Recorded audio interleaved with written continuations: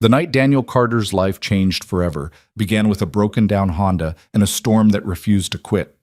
Most people think workplace romances start with stolen glances and coffee runs. They're wrong. Sometimes they start with a single father who's forgotten how to say yes, a team lead who's tired of being untouchable, and a decision that takes 30 seconds but echoes for months. This is the story of how kindness became scandal, how silence almost destroyed what honesty built, and how one man finally stopped running from the life he deserved. Stay with me until the end, hit that like button, and drop a comment with your city so I can see how far this story travels. You won't believe where this goes. The rain hit Portland like it had a personal grudge. Daniel Carter stood in the parking garage of Velocity Tech Solutions, watching water cascade off the concrete levels above, creating a wall of sound that drowned out everything else. His keys were already in his hand, his mind already 3 steps ahead. Pick up Emma from daycare, heat up the leftover chicken pasta, maybe squeeze in an hour of code review after she fell asleep. The routine was a rhythm he'd perfected over 4 years of single parenthood, a carefully choreographed dance that left no room for improvisation. Which is exactly why he should have walked away when he saw Lauren Hayes standing next to her car, phone pressed to her ear, rain soaking through her blazer. No, I understand. Tuesday at the earliest. Right. Thanks. She lowered the phone slowly, staring at it like it had personally betrayed her. Daniel had worked under Lauren for 18 months. In that time, he'd learned several things about her. She drank her coffee black.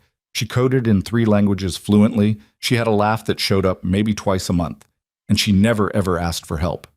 The woman who'd restructured their entire development pipeline in 6 weeks, who'd gone toe-to-toe with the CTO over architecture decisions, and won, was now standing in the rain looking completely defeated. He should have kept walking. Car trouble? The words were out before his better judgment could stop them. Lauren turned, and for just a second, he saw something unguarded in her expression. Embarrassment, frustration, maybe relief. Then her professional mask slid back into place. Transmission. The mechanic can't get to it until next week. She gestured vaguely at the silver Honda Civic that had seen better years. Perfect timing, right? Where do you live? Northwest, Morrison Street area? She was already shaking her head. I'll just call a rideshare. The surge pricing in this weather will be, I'm heading that direction. A lie. Emma's daycare was in the opposite direction, but it was only a 15-minute detour. 20 in this traffic. He could make it work. Come on, you'll be waiting an hour for a ride in this storm. He watched her calculate the offer, weighing professional distance against practical necessity. The rain hammered harder, as if trying to make the decision for her. You're sure? She asked. Positive. Let's go before we both drown. They ran for his car, a practical Subaru Outback that smelled faintly of apple juice and crayons.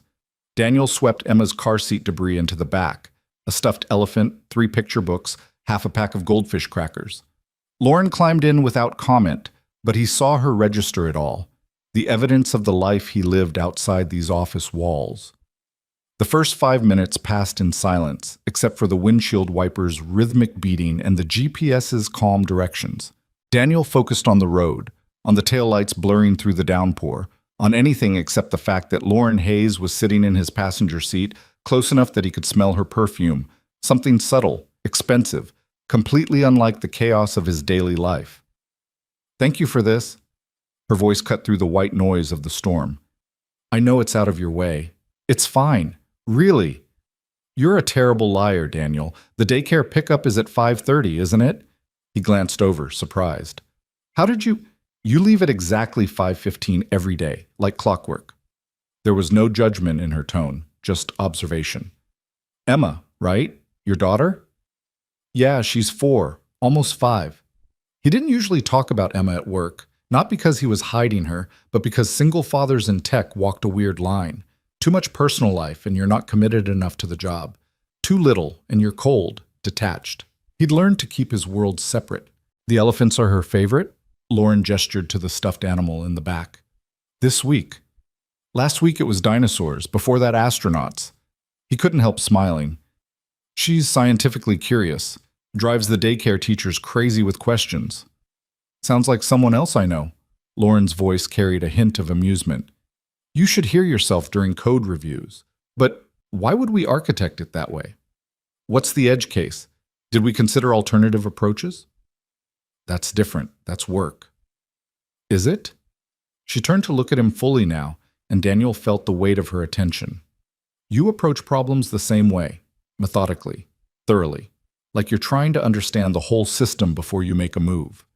The GPS announced a turn. Daniel took it, buying himself time to respond. Because she was right. And that observation felt too personal, too close to the truth of how he lived his entire life now. Carefully, defensively, always thinking 3 steps ahead to avoid disaster. I have to be thorough, he said finally. There's no room for mistakes when you're the only parent in the equation. The words hung in the air between them, heavier than he'd intended. He never talked about Emma's mother. Hell, he barely thought about her anymore. The woman who'd decided motherhood wasn't what she'd signed up for, who'd left when Emma was 6 months old and never looked back. That pain had calcified into something else over the years.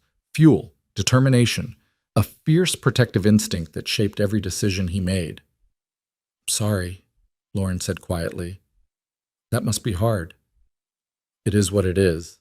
Daniel's hands tightened on the steering wheel. Emma's happy, healthy. That's what matters. Still, doing it alone, I'm not alone. I have Emma. He softened his tone, realizing how sharp that had sounded. Sorry, I just mean, she's enough, more than enough. They lapsed into silence again, but it felt different now. Less awkward, more contemplative. The rain showed no signs of stopping. If anything, it was getting worse. The streets were starting to flood, water pooling at intersections faster than the drains could handle. Take a left up here, Lauren said. Morrison's 3 blocks up. Daniel followed her directions into a neighborhood of older homes, the kind Portland was famous for, craftsman-style houses with deep porches and mature trees. Lauren's house was a small bungalow, painted pale blue with white trim, wedged between 2 larger homes. A single light glowed in the front window. This is me. She didn't move to get out. Daniel, thank you, really. You didn't have to do this. It's fine. Anyone would have. No, they wouldn't have. She was looking at him with that same unguarded expression from the parking garage, and Daniel felt something shift in his chest. You're one of the good ones, I hope you know that. Before he could respond, lightning cracked across the sky, close enough that the thunder followed almost immediately. The streetlights flickered once, twice, then died. The houses went dark one by one like dominoes falling. Power's out, Lauren said unnecessarily. Daniel checked his phone. 3 bars, but the data was crawling. He pulled up the local news. Looks like the whole Northwest grid is down. They're saying 2 to 3 hours minimum for restoration. Perfect. Lauren laughed, but there was no humor in it. Just perfect. You have candles? Flashlight? Somewhere, probably. She finally reached for the door handle. I'll figure it out. Thanks again for... Wait. Daniel heard himself say it, heard the word leave his mouth before his brain authorized it. Do you have food? If the power's out, your fridge... I'll be fine, Daniel. Go get your daughter. But he was already checking his phone, pulling up the daycare's contact. Mrs. Patterson answered on the second ring, her voice warm and patient as always. Daniel, I was about to call you. The power situation... I know, I'm running late. Is Emma okay? She's perfect, playing blocks with the Harrison twins. Don't worry about the time. We've got backup generators and we're prepared to stay as long as we need to. Some parents might not make it through this traffic for hours. I can be there in 30 minutes, 40 max. Honey, have you looked at the roads? They're closing bridges. You'd be safer waiting it out somewhere and coming when it's clear. Emma's fine here, I promise. We'll camp out. Make it an adventure. You know how she loves that. Daniel did know. Emma would probably think an impromptu sleepover at daycare was the most exciting thing that had happened all week. But the guilt still gnawed at him, the constant nagging feeling that he should be there, should always be there, that any deviation from the plan was a failure. You're sure? Positive. I'll text you updates every hour. Stay safe, Daniel. He ended the call and sat there, engine idling, rain hammering the roof. Lauren hadn't moved either. She was watching him with an expression he couldn't quite read. She's okay? Lauren asked. Yeah, they want me to wait out the storm. Bridge closures. That was probably smart. Driving in this, lightning struck again, close enough that they both flinched. The house next to Lauren's lost a branch with a crack that sounded like a gunshot. It crashed onto the sidewalk, missing Daniel's car by maybe 10 feet. "Jesus," Daniel breathed. "You need to get off the road." Lauren's voice had shifted into her team lead mode, decisive and clear. "Come inside. Wait until it passes." "I can't just—" "Yes, you can. You just got clearance from the daycare. The bridges are closing. Daniel, you're a great father, but you're not helping Emma by driving into a tree." She was already opening her door. "Come on, I promise my house won't bite." He should have said no. Should have thanked her, waited 5 minutes for the worst to pass, driven home to his empty apartment. That was the safe play, the smart play, the one that kept his life in its careful, controlled lanes. Instead, Daniel turned off the engine and followed Lauren Hayes into her house. The interior was dark except for the ambient gray light filtering through the windows. Lauren moved through it with practiced ease, disappearing into what Daniel assumed was the kitchen. He heard drawers opening, the scratch of a match, and then warm light bloomed as she returned with 2 candles. Not much, but it's something. She set them on the coffee table, and in their flickering glow, Daniel got his first real look at Lauren's personal space. It was unexpected. He'd unconsciously assumed her home would match her office persona, minimalist, efficient, everything in its place. Instead, he found himself in a room that felt lived in, comfortable. Bookshelves crammed with paperbacks and hardcovers, their spines creased from reading. A blanket thrown over the back of a worn leather couch. Plants on every available surface, some thriving, some struggling, all clearly tended with optimistic determination. "I know," Lauren said, catching his expression. "It's a mess." "It's not. It's—" Daniel searched for the right word. "It's real." She laughed, that rare, genuine laugh he'd only heard a handful of times. "Diplomatic. I appreciate that." She shrugged out of her wet blazer, hanging it over a chair. "Make yourself comfortable. I'm going to change into something dry. There's towels in the bathroom if you want to dry off." She disappeared down a hallway, and Daniel was left alone with the candles and the sound of rain against the windows. He should have felt awkward, out of place. Instead, he felt strangely calm. When was the last time he'd been in someone else's home like this? Not for a play date with Emma, not for some obligation, but just as himself. He couldn't remember. He took her up on the towel offer, finding the bathroom and drying his hair, his shirt. His reflection in the candlelit mirror looked unfamiliar. A man who existed outside of daddy duty and code reviews. Someone he'd almost forgotten. When he returned to the living room, Lauren was back, wearing jeans and an oversized sweater, her hair loose around her shoulders instead of pulled back in its usual professional bun. She looked younger somehow, more approachable. She'd also produced a bottle of red wine and 2 glasses. "I figured we're both off the clock," she said, pouring. "Unless you prefer coffee. I have a French press and the stove is gas, so—" "Wine's good." Daniel accepted the glass, settling onto the couch at a respectful distance. "Thanks." They sat in silence for a moment, sipping wine, listening to the storm. It should have been awkward. It wasn't. "Can I ask you something?" Lauren's voice was quiet, almost hesitant. "Sure." "Do you ever resent it? The responsibility?" Daniel considered the question, rolling his wine glass between his palms. "Sometimes," he admitted. "Not Emma. Never Emma. But the weight of it, yeah. The constant pressure to not screw up, to be enough for both parents. The way dating became this impossible equation. Who has time? Who wants to sign up for instant family? Who's worth disrupting Emma's life for?" He stopped, suddenly aware he was saying things he'd never said out loud. "Sorry, that's probably more honesty than you wanted." "No." Lauren's eyes were bright in the candlelight. "It's refreshing. Everyone at work acts like they have it all figured out. Like life is just this perfectly managed project plan." "And yours isn't?" She laughed, sharp and self-deprecating. "God, no. I'm 34, single, living in a house I can barely afford because I refuse to have a roommate, and my most meaningful relationship is with my houseplants." She gestured to a struggling fern. "And I'm clearly killing them. That one just needs more indirect light and less water." "See? You even know about plants." Lauren shook her head. "Is there anything you're not good at?" "Asking for help, setting boundaries. letting myself want things that aren't on the approved list. The words surprised him as much as they seemed to surprise her. They looked at each other across the cushion of space between them, and Daniel felt the air change, thicken with something unspoken. "What's on the approved list?" Lauren asked softly.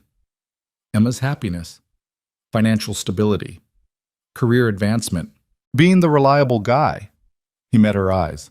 "Safe things." "And what's not on the list?" "You," Daniel thought. "This.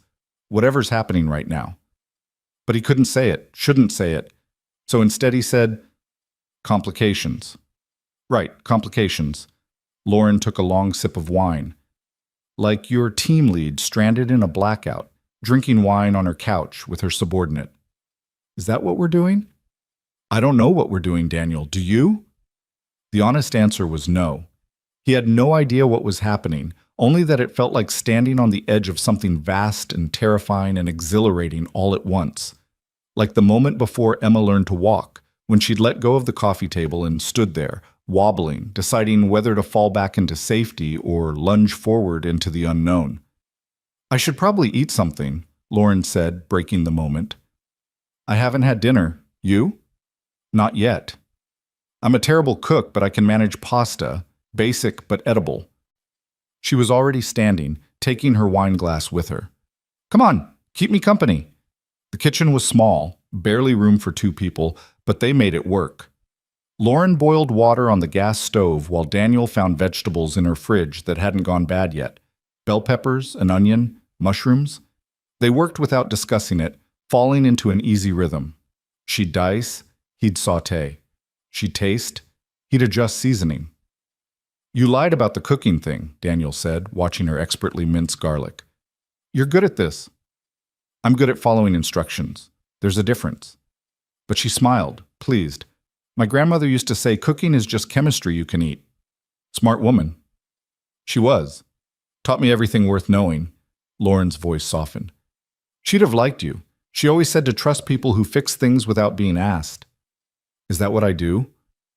"You fixed Jamie's code last week when you could have just flagged it in review. You stayed late to help Marcus debug that API issue, even though it wasn't your sprint. You drive team leads home in storms." She looked up at him, and they were close enough in the small kitchen that he could count the gold flecks in her brown eyes. "Yeah, Daniel, that's what you do. Maybe I just don't like leaving things broken. Or maybe you're one of the good ones." She repeated what she'd said in the car, but this time it landed differently, heavier with meaning. Dinner was ready, nothing fancy, just pasta with vegetables and a quick sauce, but they ate it at her small kitchen table by candlelight like it was something special.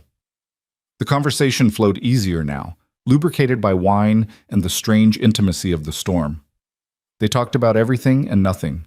Favorite books, worst jobs, the terrible office coffee, Portland's rain.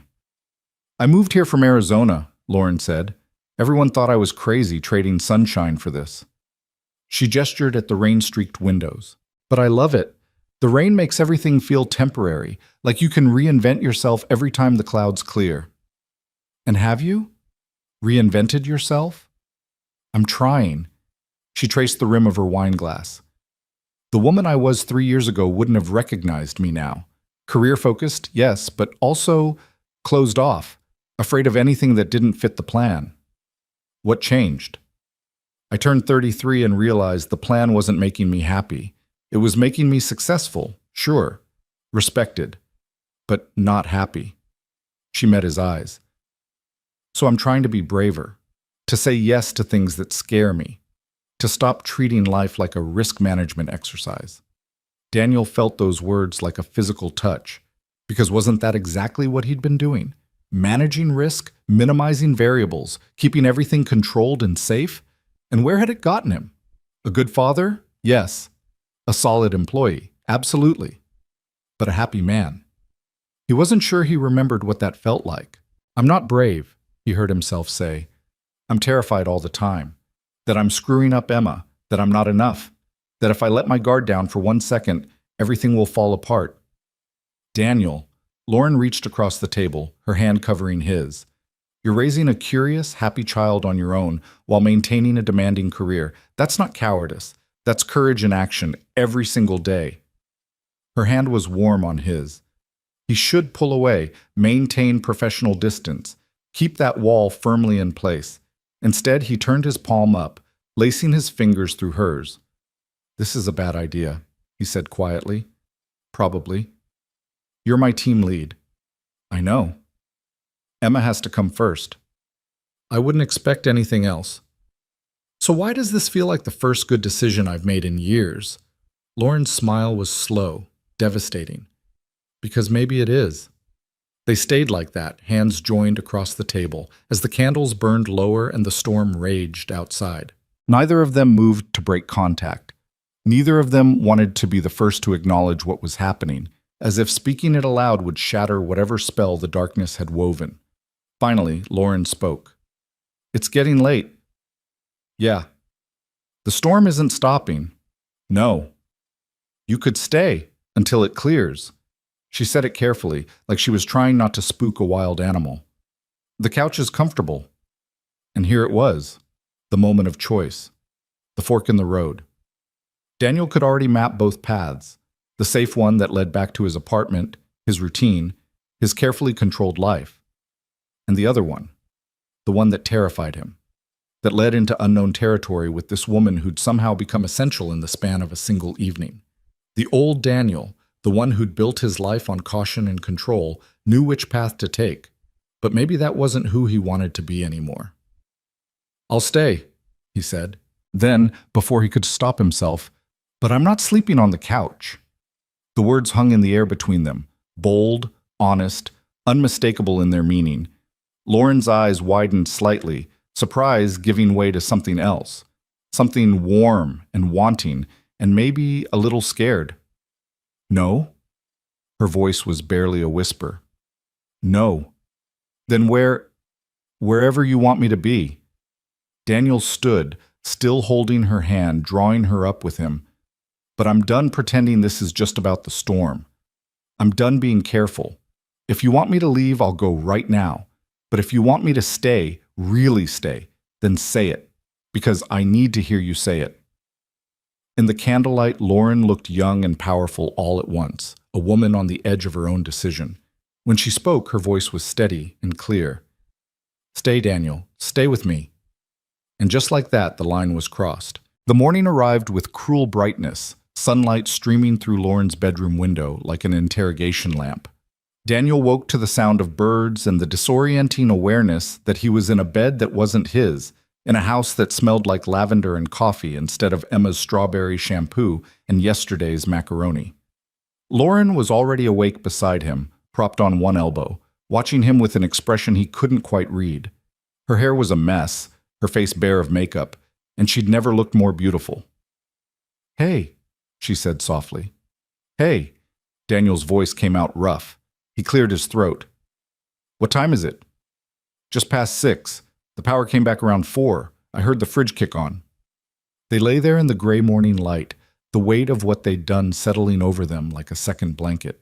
It hadn't been reckless or wild, nothing like the desperate encounters Daniel remembered from his 20s. Instead, it had been careful and intense.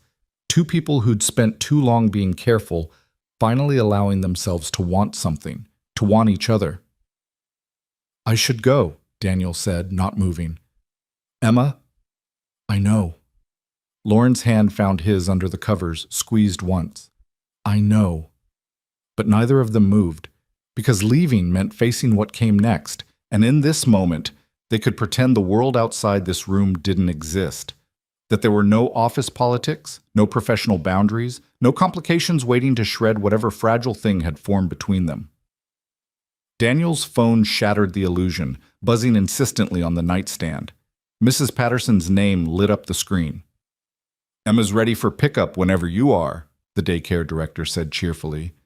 "She had a grand time. Stayed up way too late telling the other kids ghost stories, but she's happy as a clam. Says it was better than camping." "I'll be there in 30 minutes, Daniel promised, already sitting up. "Thank you, Mrs. Patterson, really."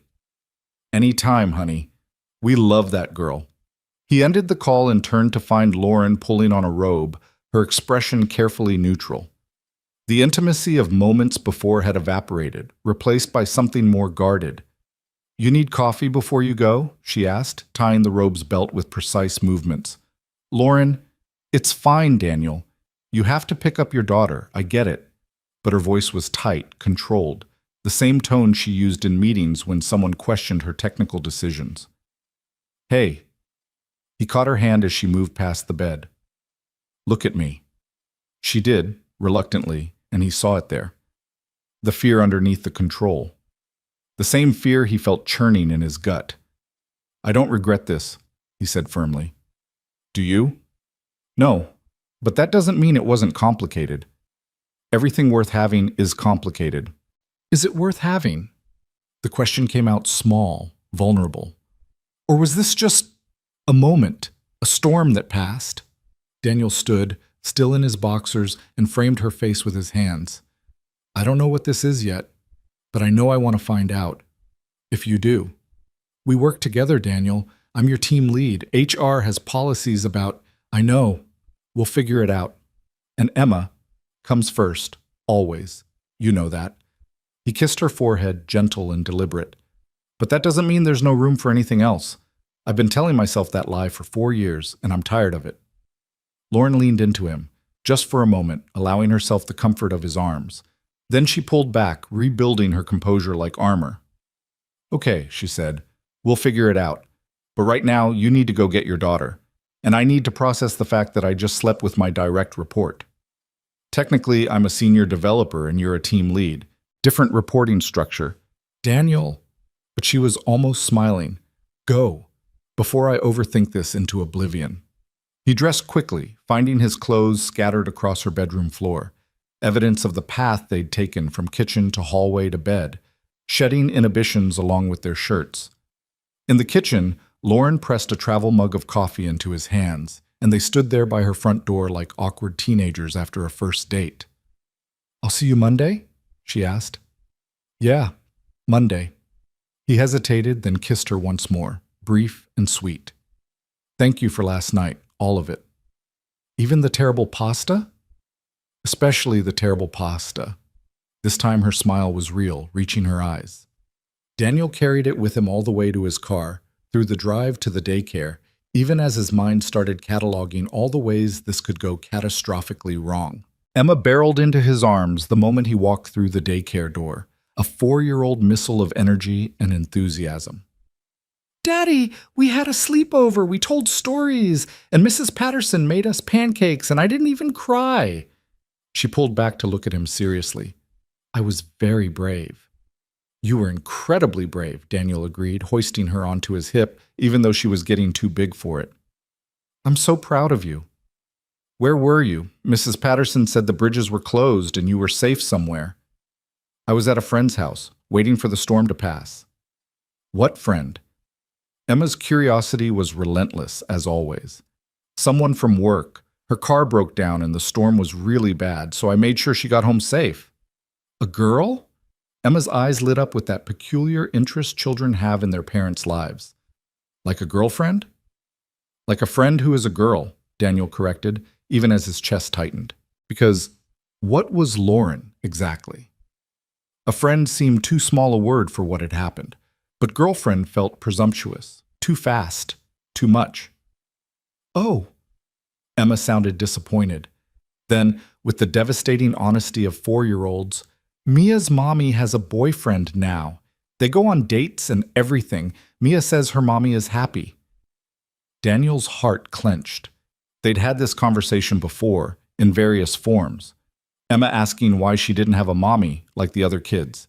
Daniel explaining in age-appropriate terms that some families look different, that love came in all shapes, that they had each other, and that was enough. But maybe Emma was starting to realize it wasn't enough. That she wanted what she saw other kids have, a complete set, a mother and a father, the fairy tale family. Would you like it if Daddy went on dates? He asked carefully, carrying her to the car. Emma considered this with the gravity of a Supreme Court justice. Would you still have time for me? Always. You're my #1 priority, Emma Bear. Nothing changes that. Then okay. She nodded decisively. You should go on dates. Mrs. Patterson says everybody needs somebody to talk to who isn't 4. Daniel laughed despite himself. Mrs. Patterson is very wise. The weekend passed in the usual rhythm of single parenthood. Playground visits, grocery shopping, an elaborate fort built in the living room, Emma's swimming lesson, meal prep for the week ahead. Daniel went through the motions, but his mind kept drifting back to Lauren's house, to candlelight and wine and the feeling of being seen as more than just Emma's dad or the reliable developer in the corner cubicle. He texted Lauren once on Saturday, "How's the fern doing?" Her response came 3 hours later. "Moved it to indirect light like you suggested. Jury's still out on whether I've committed planticide." Sunday evening, as he was putting Emma to bed, his phone buzzed with another message. Are we really doing this? Walking into the office Monday and pretending nothing changed? Daniel waited until Emma was asleep, then called her. "Hi," Lauren answered, and he could hear the nervousness in her voice. "We don't have to pretend nothing changed," Daniel said. "We just have to be professional about how we handle what did change." "That's not an answer, Daniel. That's corporate speak." "Fine. Here's the truth. I have no idea how to navigate this. I've been out of the dating game for so long, I don't even know if there are new rules. Add in the work complication, and I'm completely lost." He paused, gathering courage. "But I know I want to try. With you. If you're willing to figure it out together." The silence on the other end stretched long enough that Daniel's stomach dropped. Then Lauren exhaled slowly. "My last relationship ended because I prioritized work over everything else," she said. "I stayed late when I should have gone home. I took calls during dinner. I basically married my job and wondered why he left." Her voice wavered slightly. "I don't want to be that person anymore, but I don't know how not to be her." "Maybe we learn together," Daniel offered. "You teach me how to make room for someone else in my life. I'll teach you how to leave work at work sometimes." "Is that even possible in our field?" "Probably not, but we can try." Lauren laughed, soft and genuine. "God, you're persistent." "Only about things that matter." "And I matter?" "Yeah, Lauren, you matter." Another pause, but this one felt different. Warmer. "Okay," she said. "We'll try. But we do this smart, Daniel. We tell HR. We make sure there's no conflict of interest. We keep work and personal separate until we know this is something real." "Agreed. I'll set up a meeting with HR first thing Monday." "We'll set up the meeting, together." Her tone brooked no argument. "This isn't just your problem to solve." Daniel smiled in the darkness of his living room. "Yes, ma'am." "Don't ma'am me. I'm only 3 years older than you. 4, actually.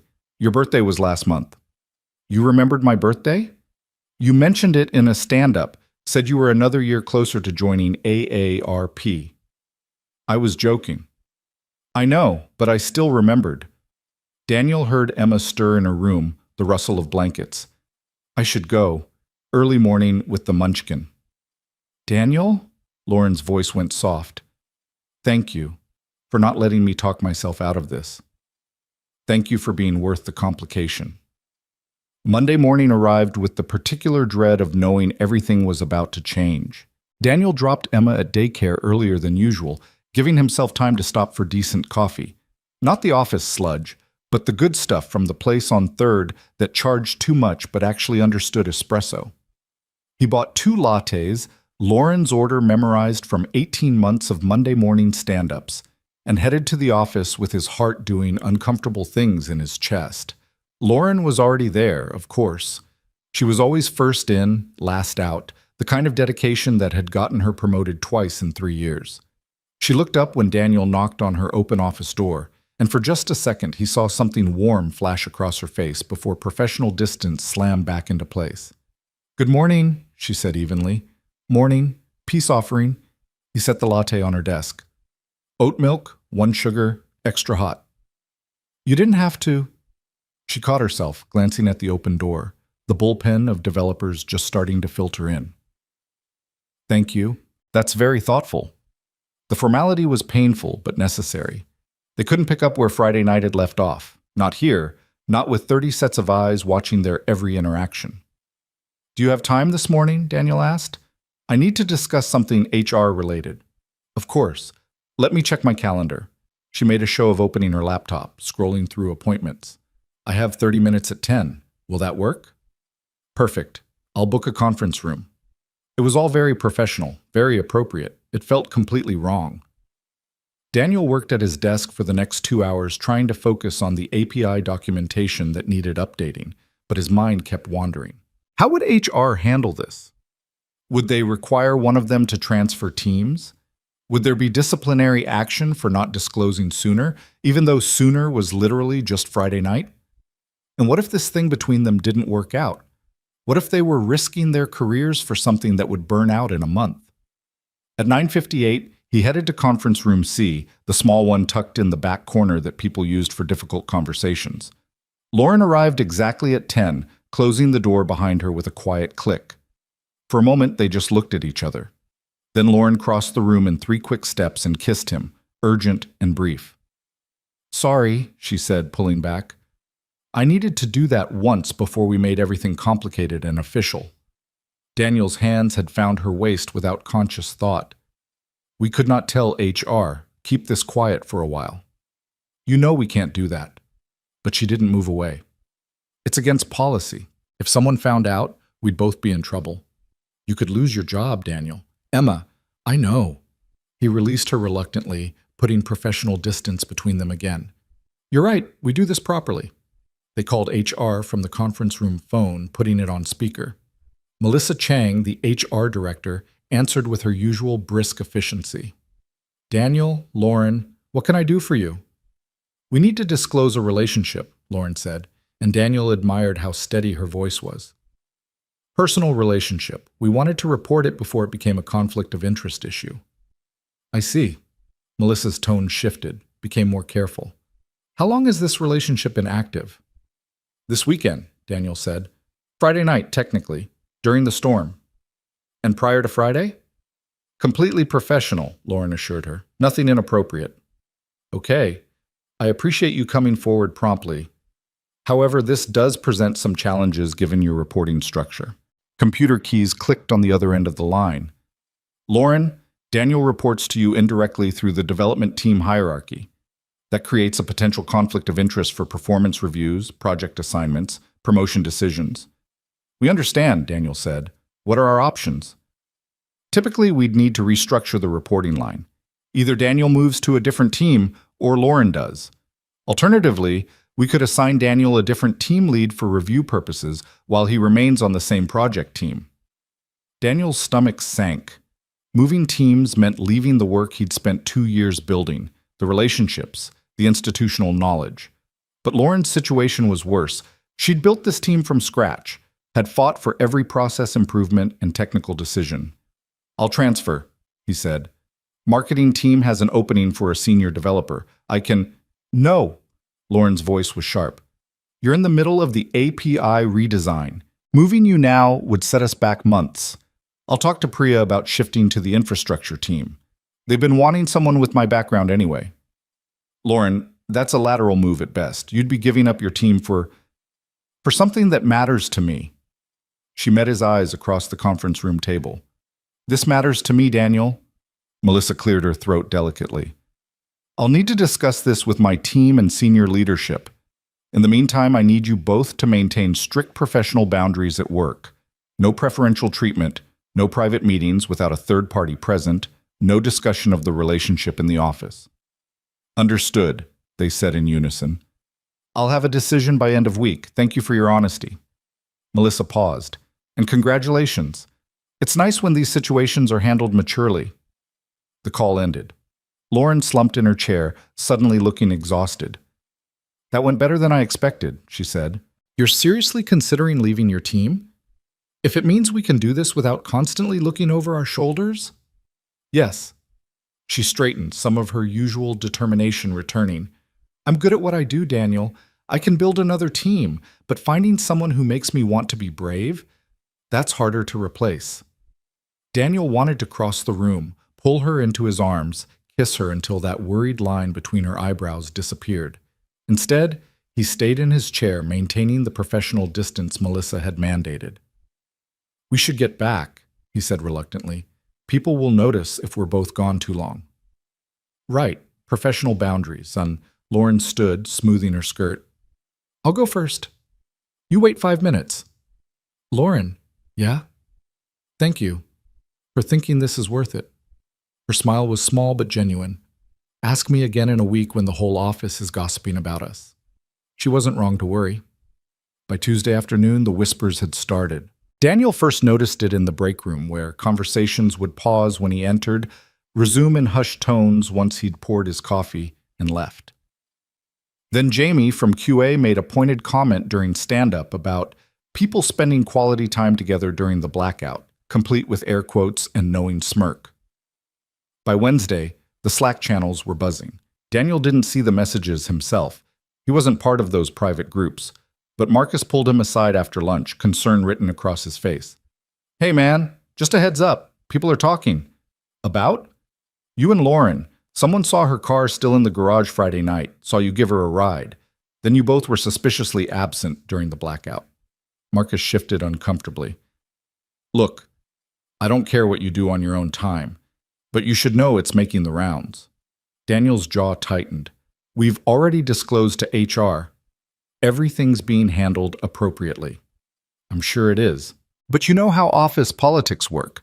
People see a team lead and her direct report, and they assume the worst. I don't report directly to Lauren. The structure doesn't matter to the gossip mill. Marcus clapped him on the shoulder. Just watch your back, okay? And maybe keep things extra professional for a while. But keeping things professional became increasingly difficult as the week wore on, especially when the gossip took on uglier tones. Thursday morning, Daniel arrived to find Lauren in a heated discussion with Brad from the infrastructure team. Brad was old school, the kind of developer who thought diversity initiatives were political, and women in tech had to work twice as hard to earn half the respect. I'm just saying, Brad was saying, loud enough that half the office could hear. It's interesting that Carter's suddenly on the fast track for senior architect when he's been a mid-level developer for 2 years. Makes you wonder what kind of mentorship he's getting. Lauren's voice was ice. Daniel Carter is on track for promotion because his technical skills are exceptional and his contributions to the API redesign are invaluable. If you have concerns about the promotion process, take them to HR. Otherwise, this conversation is over. She walked away before Brad could respond, but the damage was done. The implication hung in the air, poisonous and clear. Daniel was sleeping his way to advancement. He found Lauren in her office 20 minutes later, door closed, head in her hands. Don't knock, she said without looking up. The blinds are open. People can see we're talking. I don't care what people see. Daniel closed the door anyway, lowering the blinds with deliberate movements. That was out of line. That was office politics, and it's going to get worse. She finally looked up, and he saw the stress etched in the lines around her eyes. Melissa called me this morning. Leadership wants to move you to the marketing team. Clean break, no appearance of impropriety. When? End of sprint, 2 weeks. 2 weeks. 14 days to wrap up 2 years of work, to document everything he knew, to hand over his projects to someone else.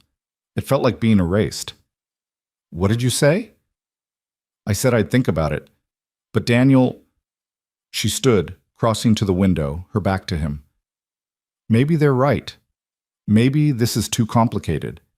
We work together, we're in the same building every day, and now people are questioning your competence and my judgment. Is it worth it? The question hit him like cold water. You tell me. Is it? I don't know anymore. Her voice cracked slightly. I don't know if what we have is strong enough to survive this. We barely know each other outside of one night and coffee orders. Daniel moved to stand beside her, close enough that he could see their reflections in the window glass. 2 people standing together, but carefully not touching. You're right, he said quietly. We don't know each other that well yet. I don't know your favorite movie, or what you wanted to be when you were a kid, or what makes you laugh so hard you cry. But I know you drink your coffee black because you think adding milk is wasting time. I know you bite your thumbnail when you're thinking through a complex problem. I know you stay late every Tuesday to mentor the junior developers, even though it's not in your job description.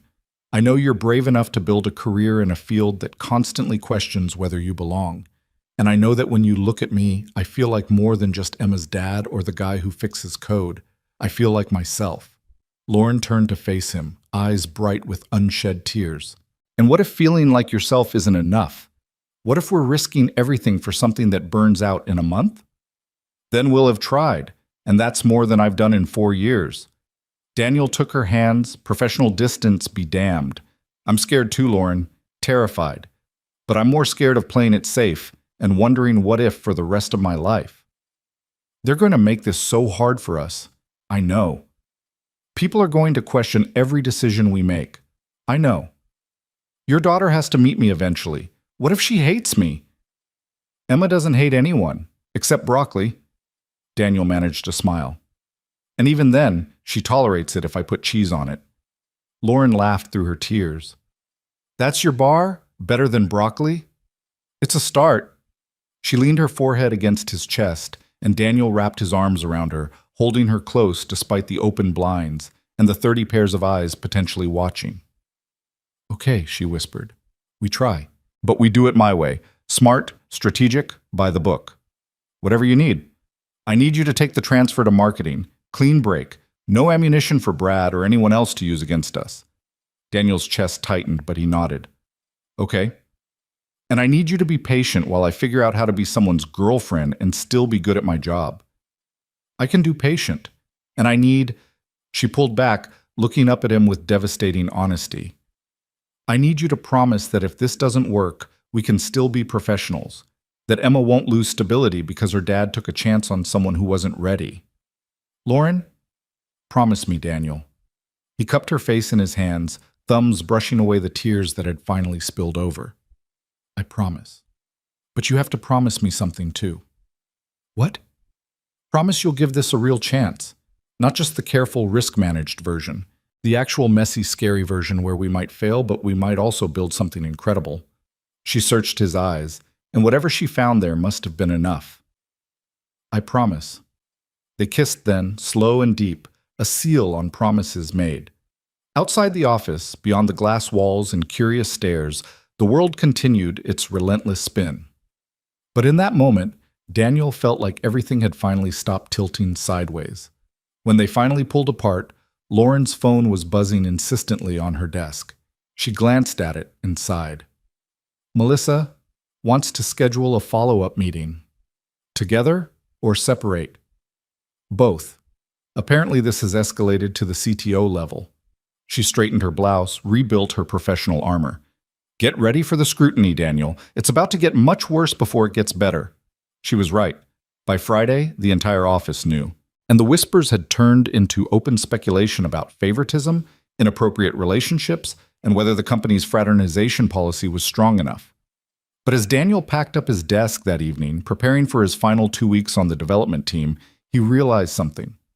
For the first time in 4 years, he wasn't just surviving. He was choosing risk over safety, choosing possibility over control, choosing Lauren. And that choice, terrifying as it was, felt like finally learning to breathe again. The meeting with the CTO happened on a gray Monday morning that matched Daniel's mood perfectly.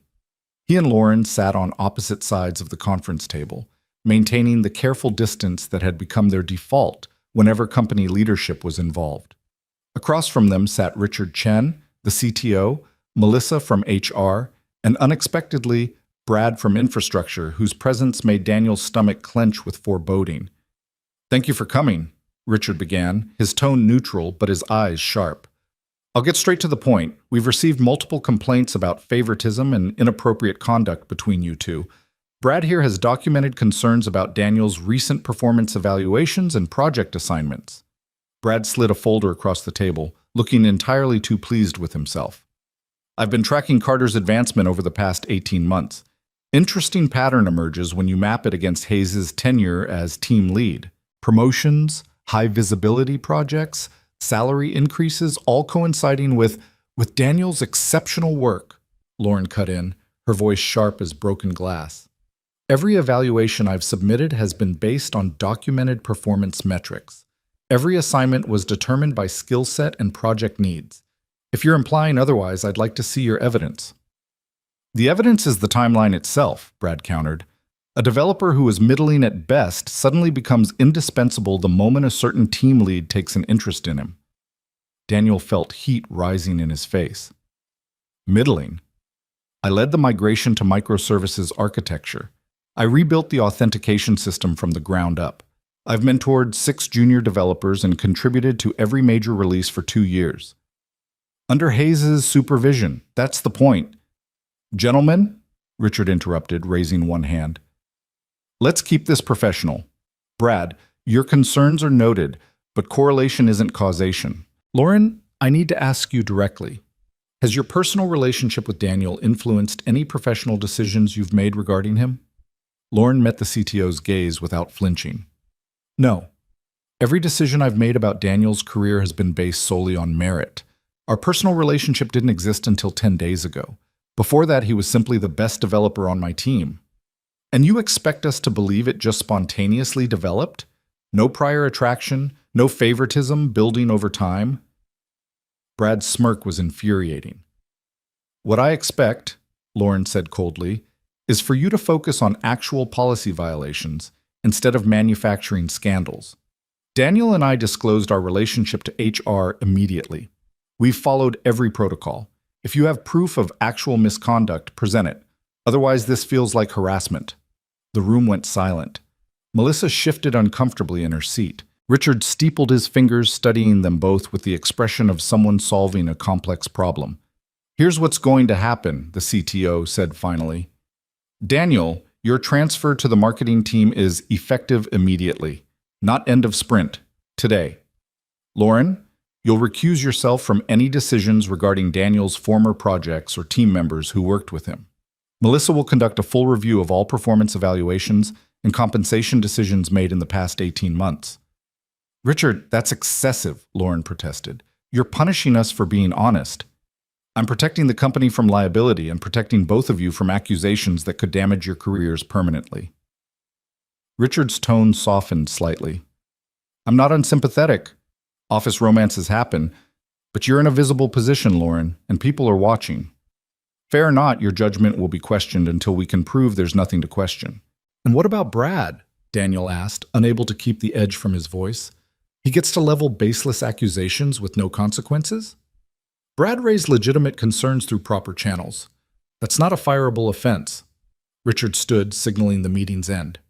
I suggest you both focus on your work and let the review process run its course. If everything is as above board as you claim, you'll be vindicated. They filed out of the conference room in tense silence. Brad lingered, catching Daniel's arm as Lauren and the others moved ahead. Nothing personal, Carter, he said quietly. But someone needed to call this out. Women like Hayes use their positions to play favorites all the time. You just happen to be the beneficiary. Daniel jerked his arm free. You don't know anything about Lauren or how she leads her team.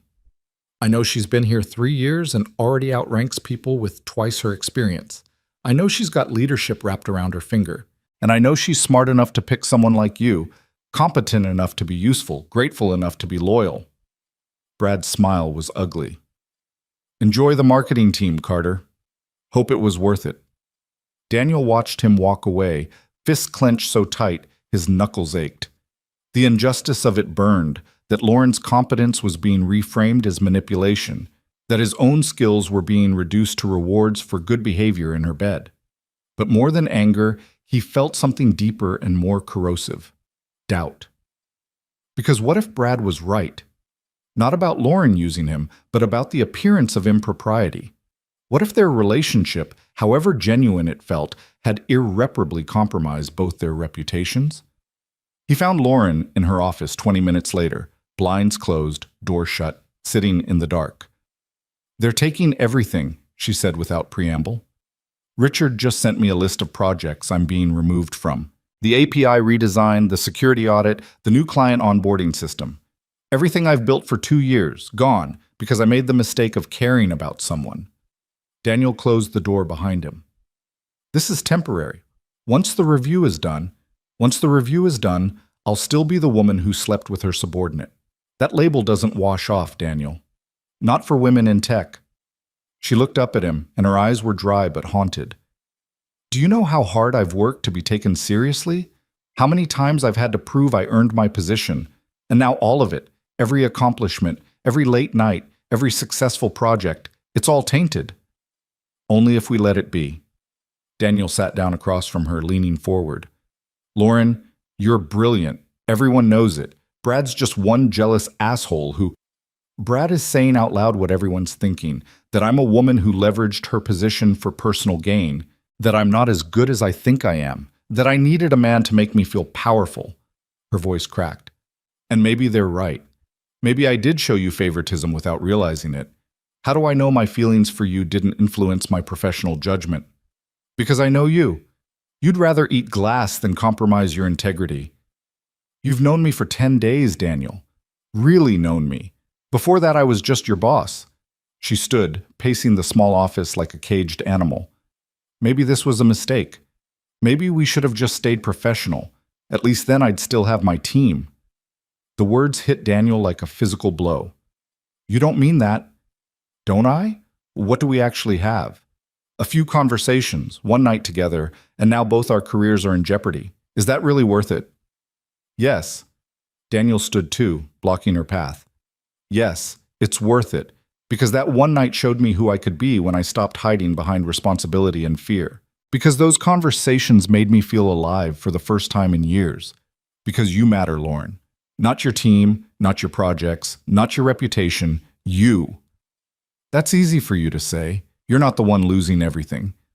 I'm losing my team too.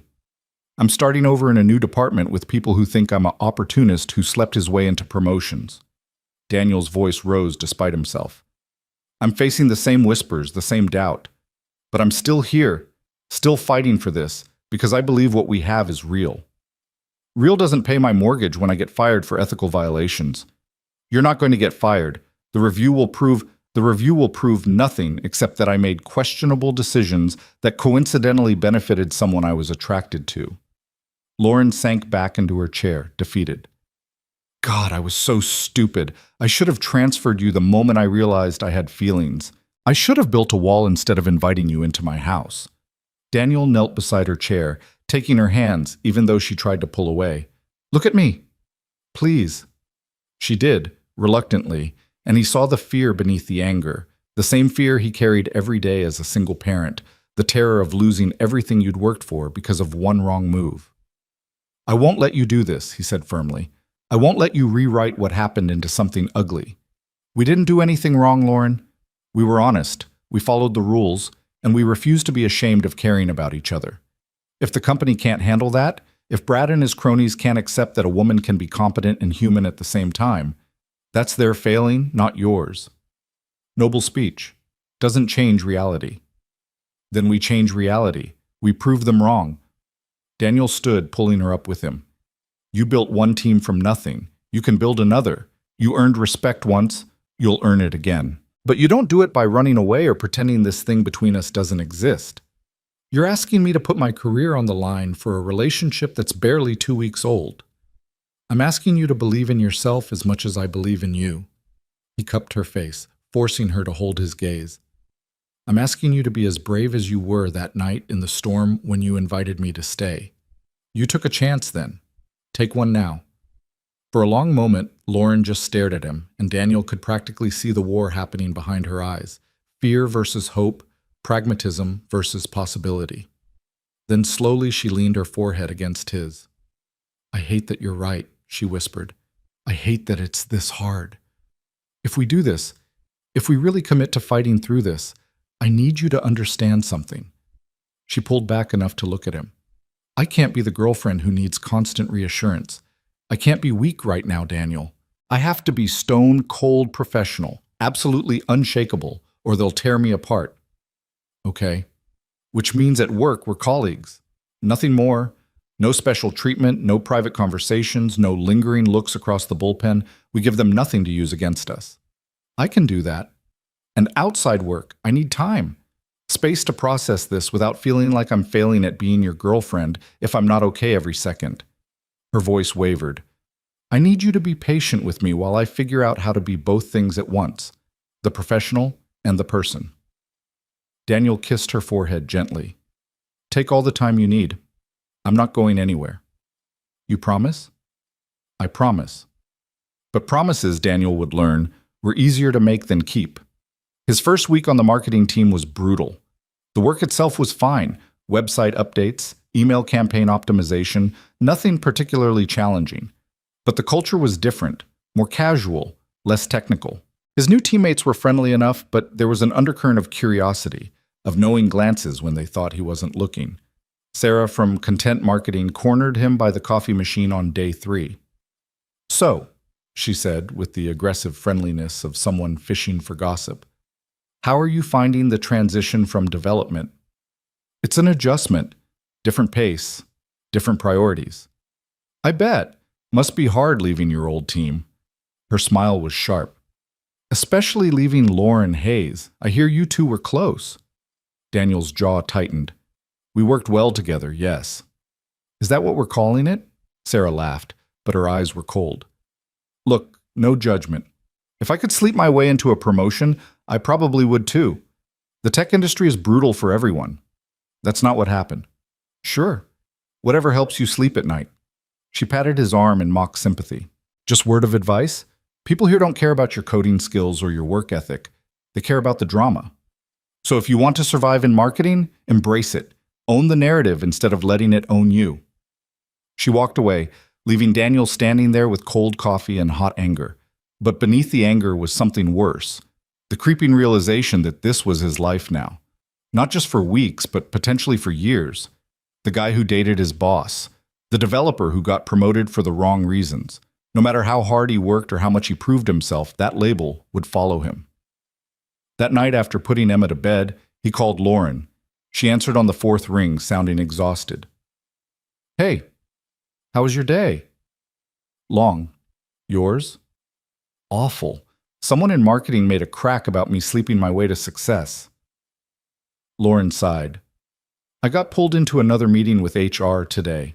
Apparently someone filed a formal complaint claiming I gave you confidential information about upcoming promotions. Which is ridiculous because the promotion cycle isn't for another 3 months and I don't even have access to that data, but they have to investigate anyway." "Who filed the complaint?" "They can't tell me. Anonymous submission." Her bitter laugh came through the phone. "Coward didn't even have the guts to put their name on it." "This is getting out of control, Lauren." "I know." A pause, heavy with unspoken words.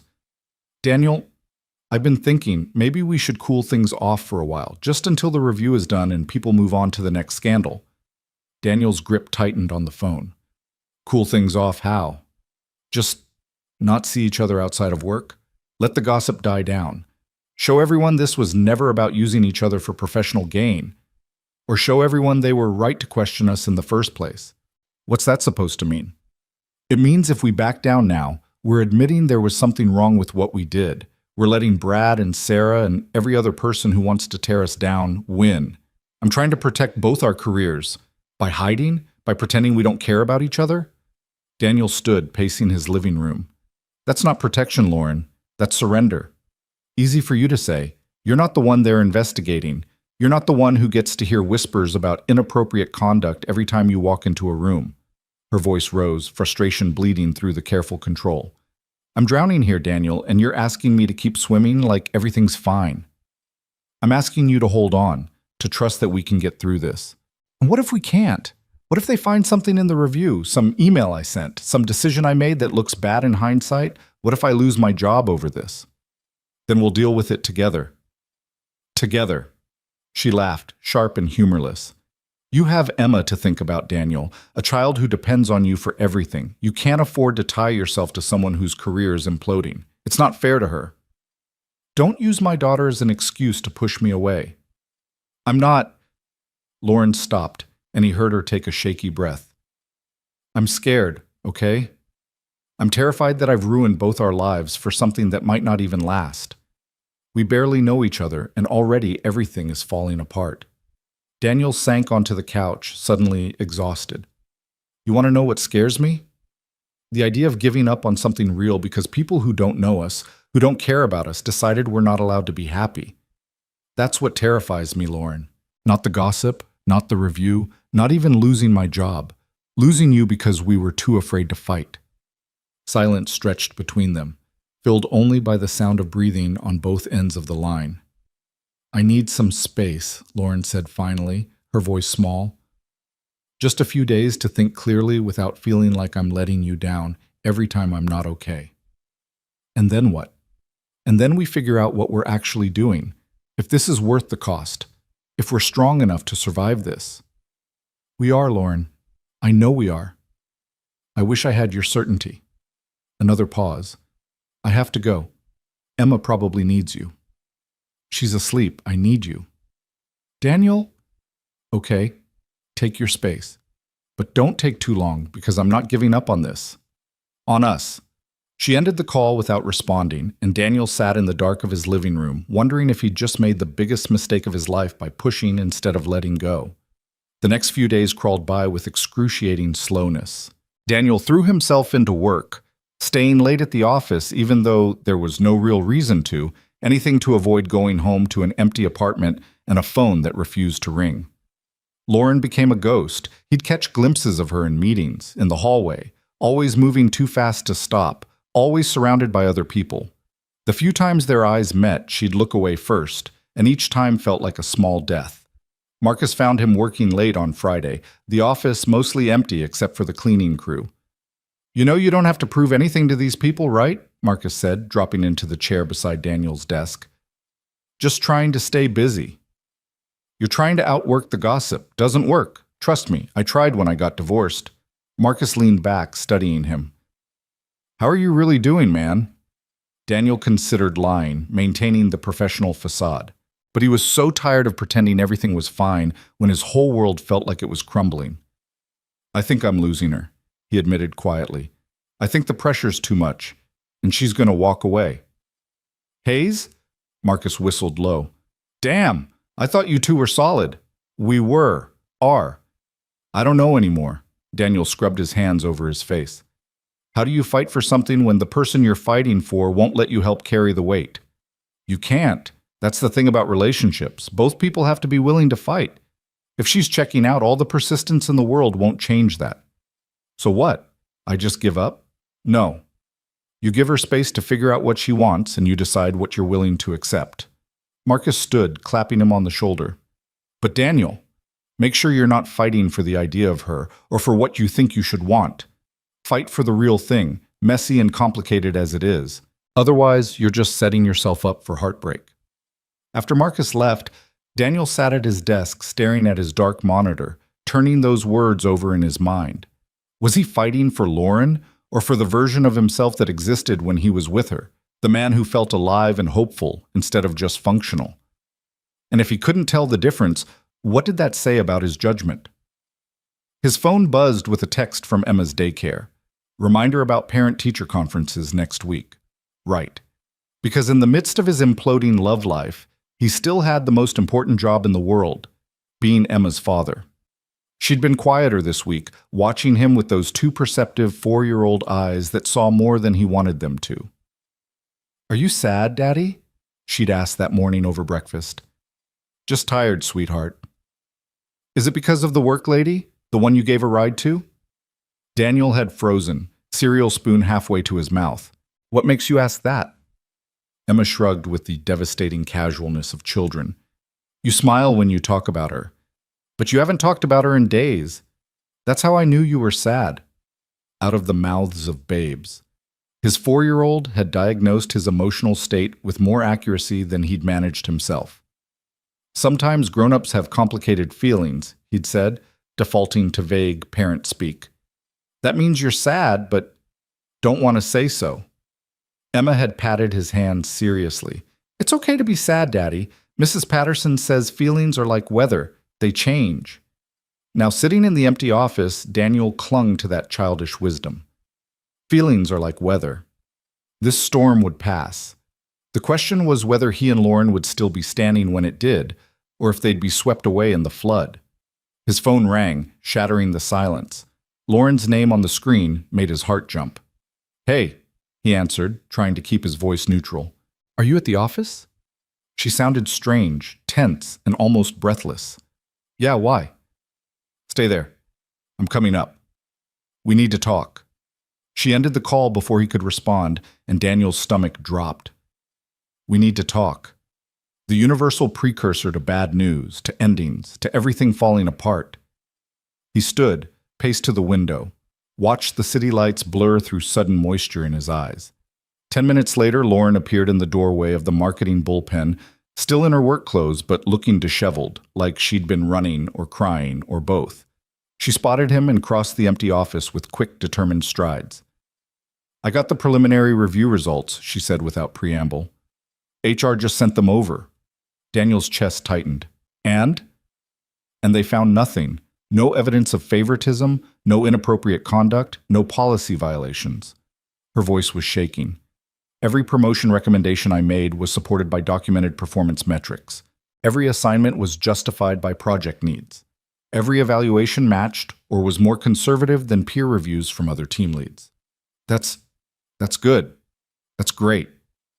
"They're exonerating me, Daniel. Completely.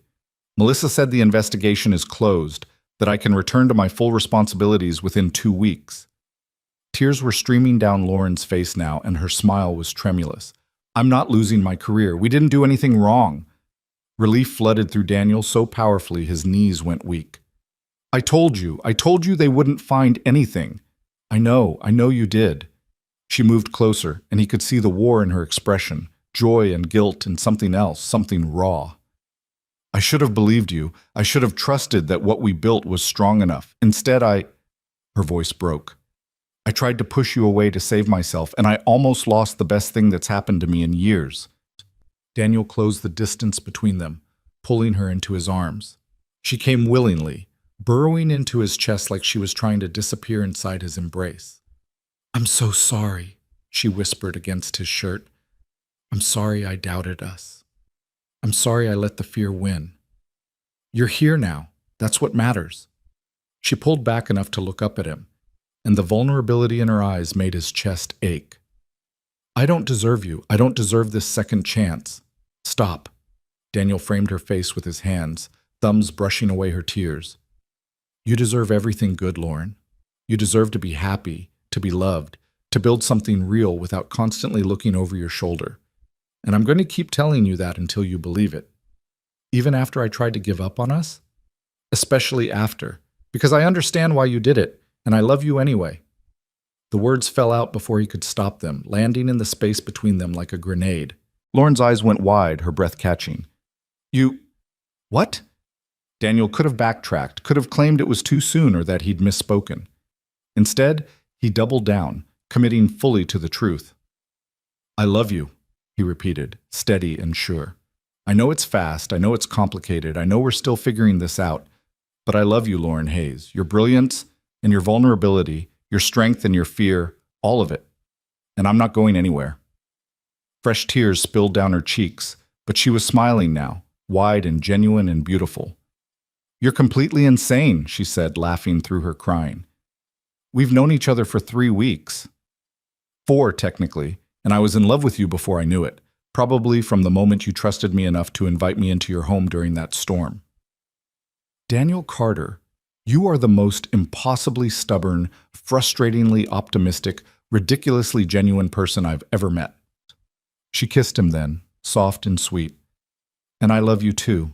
God help me, I love you too."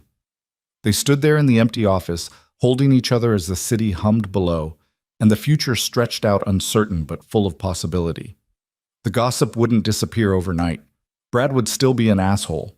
The scars from these weeks of scrutiny and doubt would take time to fade, but they were standing together, finally, choosing each other over fear. "Take me home," Lauren whispered against his lips. "Not my home, not yours, ours, eventually. But tonight, just take me somewhere we can be us without the world watching." Daniel took her hand, lacing their fingers together with deliberate intention. "Let's go." As they walked out of the office together, no longer hiding, no longer ashamed, Daniel felt something shift in his chest. The weight he'd carried for so long, the constant pressure to be perfect, to never fail, to protect Emma from every possible hurt, lightened just enough to let hope in. The storm had passed, they'd survived, and tomorrow they would start rebuilding what the gossip had tried to destroy, this time on a foundation of proven trust and hard-won truth. They ended up at a small restaurant in southeast Portland, the kind of place with mismatched chairs and handwritten menus that Daniel would have never found on his own. Lauren ordered for them both, something she did with the easy confidence of someone who knew what she wanted, who'd stopped apologizing for taking up space. Daniel watched her across the table, still marveling at the simple fact that she was here, that they were here, that the worst hadn't destroyed them. "You're staring," Lauren said, not looking up from her wine. "I'm allowed to stare at my girlfriend." She smiled at the word, soft and private. "Is that what I am?" "Unless you want a different title, partner, significant other, that woman Daniel's hopelessly gone for." "Girlfriend works." She reached across the table, taking his hand. "Though fair warning, I'm probably terrible at it. My last relationship ended because I forgot our anniversary 3 years running. I'll send you calendar reminders." See? Already more functional than my last attempt at romance. But her smile faded slightly, replaced by something more serious.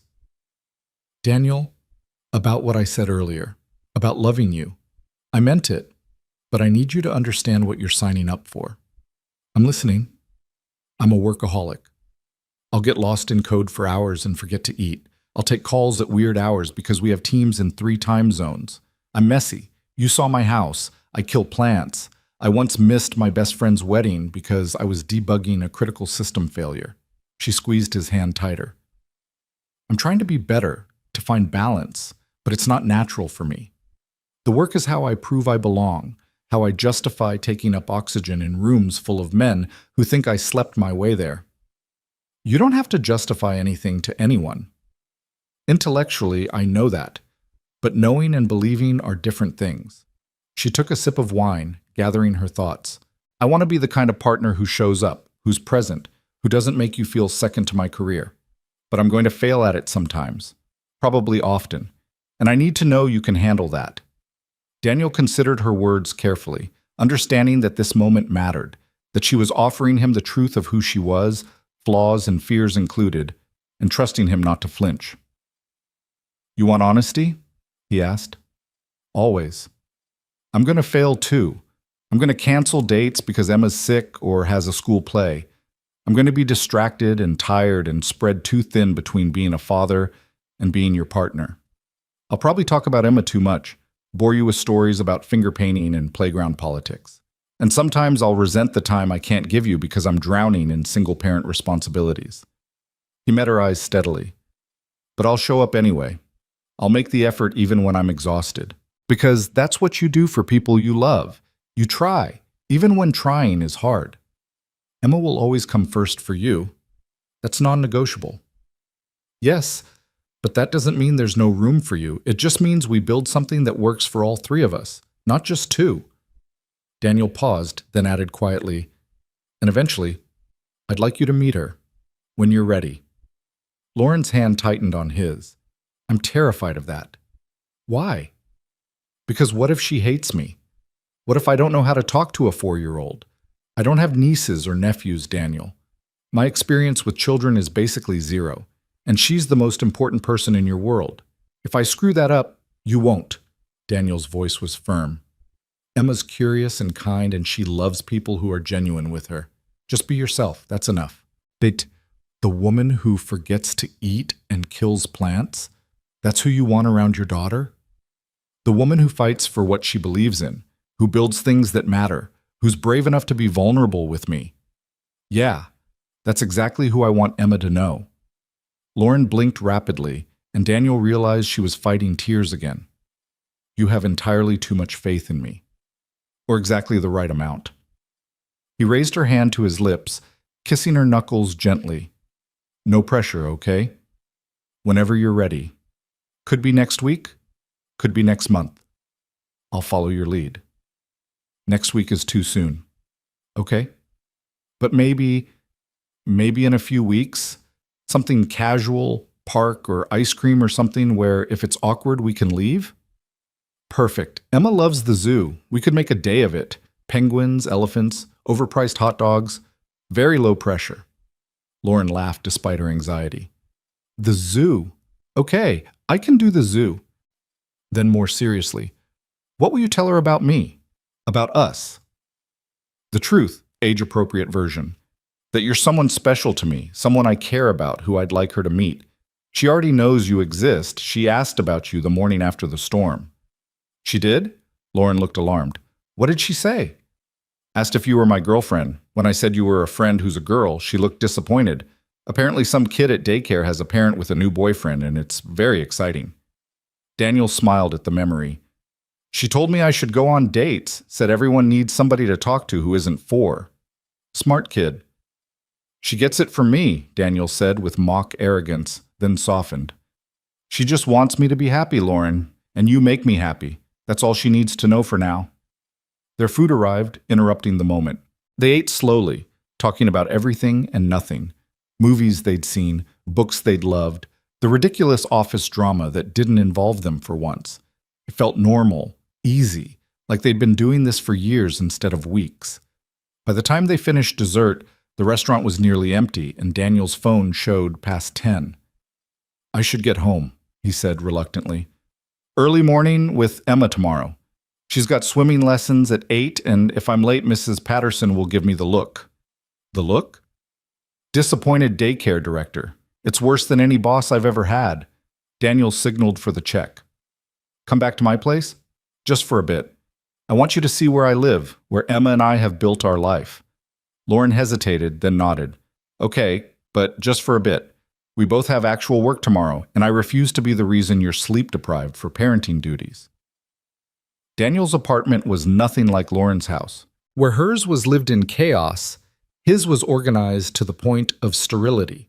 Everything in its place, nothing extraneous. The home of someone who'd learned to function on efficiency rather than comfort. But Emma's presence was everywhere. Drawings on the fridge, toys in neat bins, a growth chart on the kitchen door frame, her little rain boots by the door next to his. It's very clean, Lauren observed, looking around. It's very controlled, Daniel corrected, suddenly seeing the space through her eyes. I spent the first year after Emma's mom left just trying to survive. Everything had a system, a place, a time. If I didn't have structure, I'd drown. He picked up one of Emma's drawings from the coffee table, a family portrait in crayon, him and Emma holding hands under a rainbow. I've loosened up since then, but old habits. Lauren took the drawing gently, studying it. She's talented. Look at the detail in the rainbow. She actually did the colors in order. She's very particular about accuracy.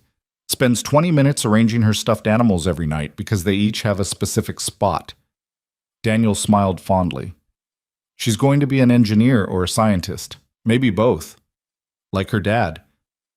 Better than her dad. Smarter, braver, less afraid of taking chances. He took the drawing back, returning it to its spot.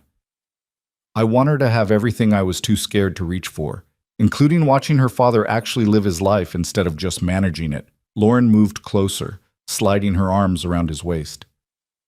Is that what I am? You living your life? You're the first thing in 4 years that felt like choosing instead of surviving. Daniel kissed her forehead, breathing in the scent of her shampoo. Thank you for giving me another chance, for not running when things got hard. I almost did run. But you didn't. That's what counts. They stood there in his living room, swaying slightly like dancers without music, and Daniel felt something settle in his chest. A rightness. A sense of pieces fitting together that he'd stopped believing was possible. The doubts were still there, lurking at the edges. The gossip would continue. People like Brad would keep whispering. But standing here with Lauren in his arms, in the home he'd built for his daughter, he felt certain of one thing. This was worth fighting for. Lauren left 20 minutes later, citing early meetings and the need for actual sleep.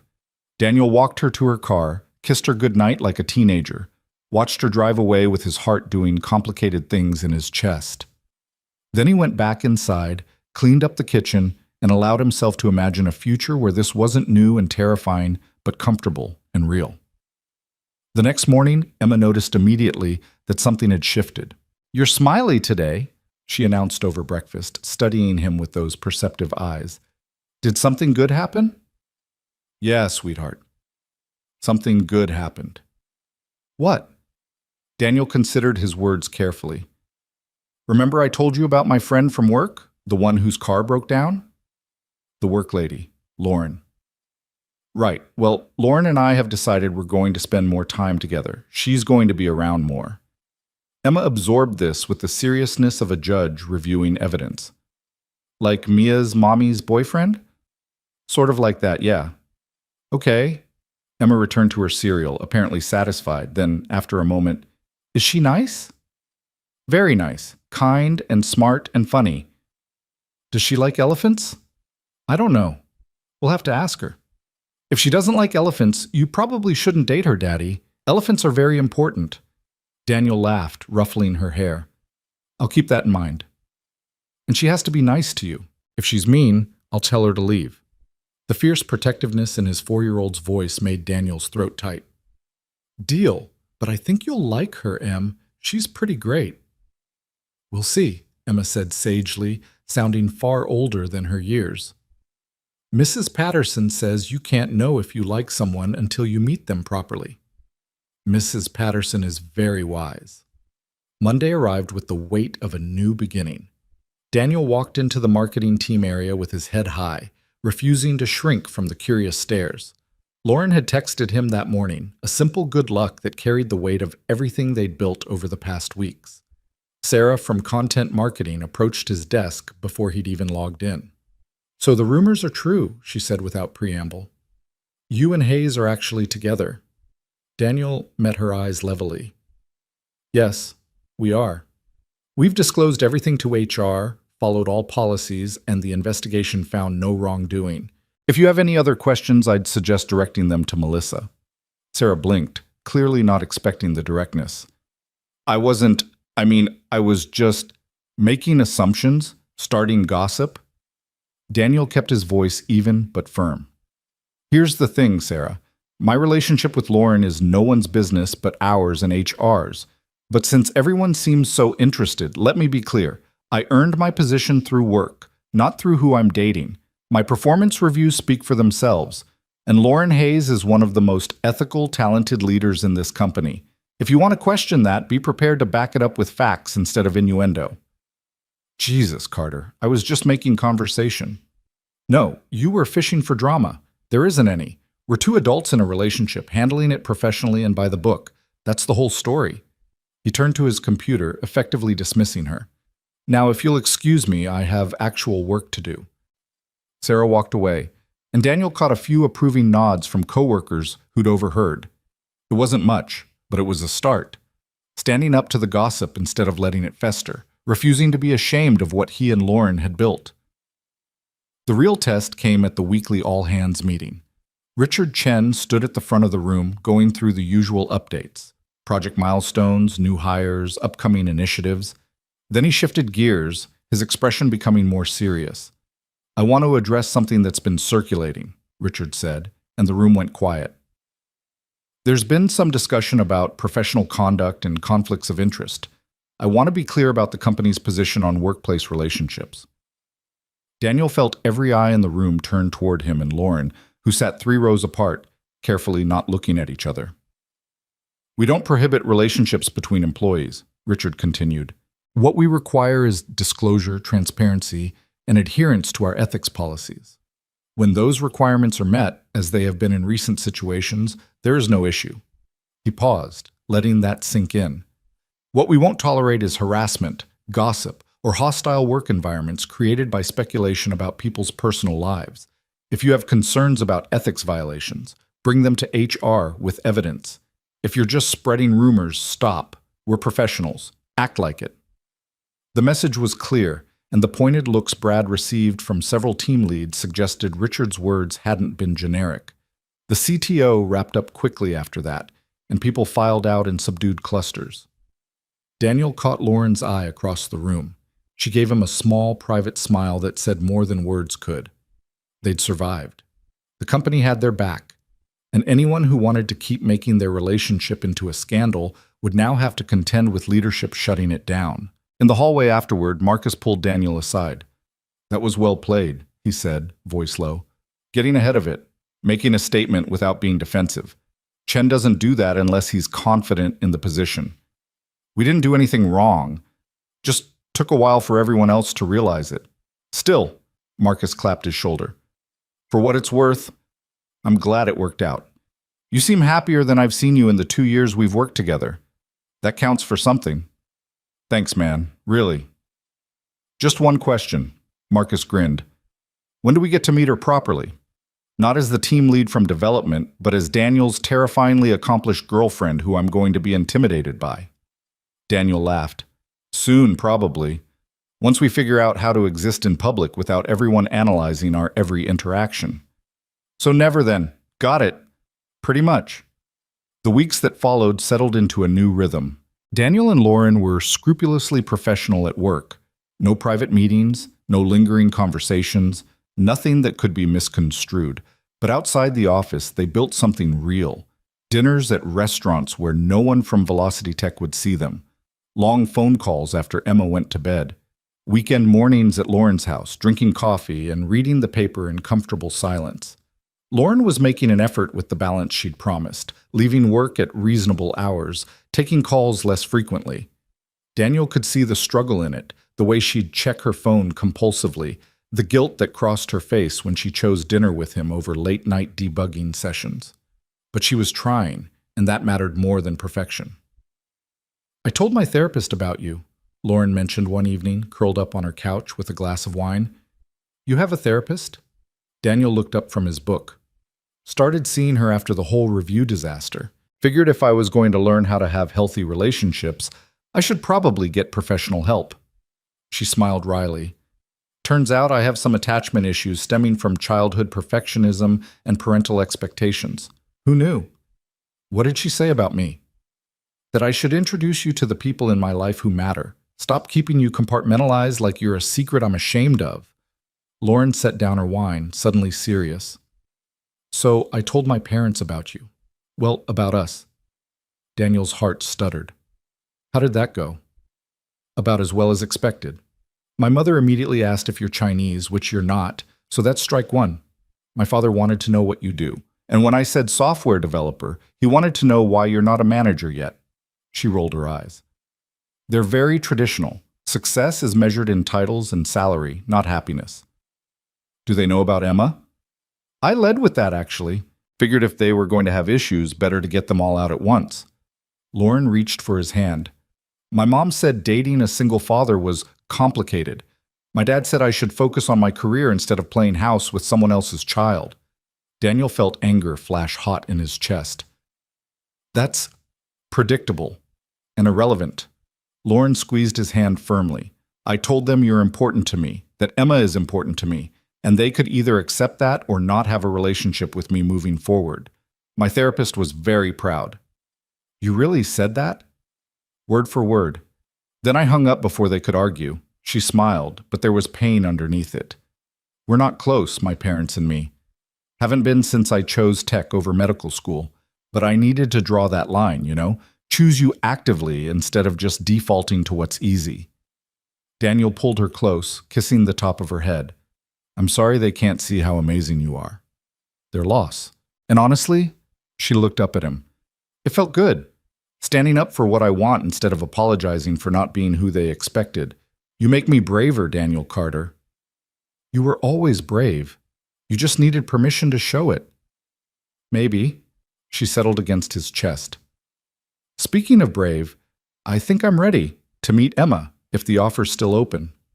Daniel's heart jumped. "Yeah? You're sure?" Terrified, but sure. "Let's do the zoo thing. Next Saturday if the weather's good?" "Next Saturday." Daniel kissed her slowly, deeply, putting everything he felt into it, gratitude and love and hope for this fragile, precious thing they were building. "Fair warning, though. Emma takes the zoo very seriously. There will be facts, so many facts about animals."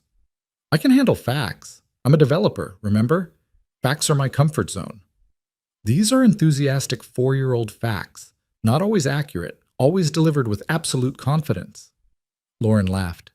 "Even better. I can't wait to hear her explain elephant social structures with the certainty of a tenured zoologist." "You're going to do great," Daniel assured her, hoping he sounded more confident than he felt. Because this was it. The moment where his two worlds collided. The most important person in his life meeting the person who'd become essential in a different way. And if it went wrong, if Emma didn't like Lauren, or Lauren couldn't connect with Emma, he had no idea how to navigate that. But he'd learned something over these past weeks of fighting for this relationship. Sometimes the only way through fear was straight ahead. No hedging, no backup plans, just honest effort and trust that love was strong enough to carry the weight of complications. Saturday arrived bright and clear, the kind of perfect Portland spring day that felt like a reward for surviving months of rain. Daniel picked Lauren up at her house, finding her pacing her living room in jeans and a casual sweater, looking more nervous than he'd ever seen her before a product launch presentation. "I brought books," she announced, holding up a bag. "Age-appropriate books about animals. Is that weird? I didn't want to show up empty-handed, but I don't know what 4-year-olds like, and the internet was no help." "Lauren." Daniel caught her hand, stilling her nervous movement. "Breathe. It's going to be fine. What if she hates me? She won't. What if I say the wrong thing? What if I'm boring? What if—" He kissed her, gentle and grounding. "You're brilliant and kind and genuine. That's all she needs. The rest will follow. You have entirely too much faith in me." Someone wise once told me that's exactly the right amount. He took her bag, slinging it over his shoulder. "Ready?" "No, but let's do it anyway." Emma was waiting on the front steps of Daniel's apartment building when they arrived, practically vibrating with excitement in her purple rain boots and elephant print t-shirt. She spotted Lauren through the car window, and her eyes went wide. "Is that her?" Emma whispered as Daniel opened her door. "That's her. Remember what we talked about? Best behavior, be yourself, and ask her about elephants." "I know, Daddy." Emma climbed out of the car seat, suddenly shy as Lauren approached. "Hi, Emma," Lauren said, kneeling down to eye level. "I'm Lauren. Your dad's told me a lot about you." Emma studied her with that serious, assessing look that made adults squirm. "You're pretty. Are those real glasses or pretend?" "Real. I need them to see properly." "Daddy has glasses too. Just for reading, though." Emma pointed at Lauren's sweater. "I like your sweater. It's blue. Blue is my second favorite color." "What's your first favorite?" "Purple. Like my boots." Emma stuck out one foot to demonstrate. "Do you like elephants?"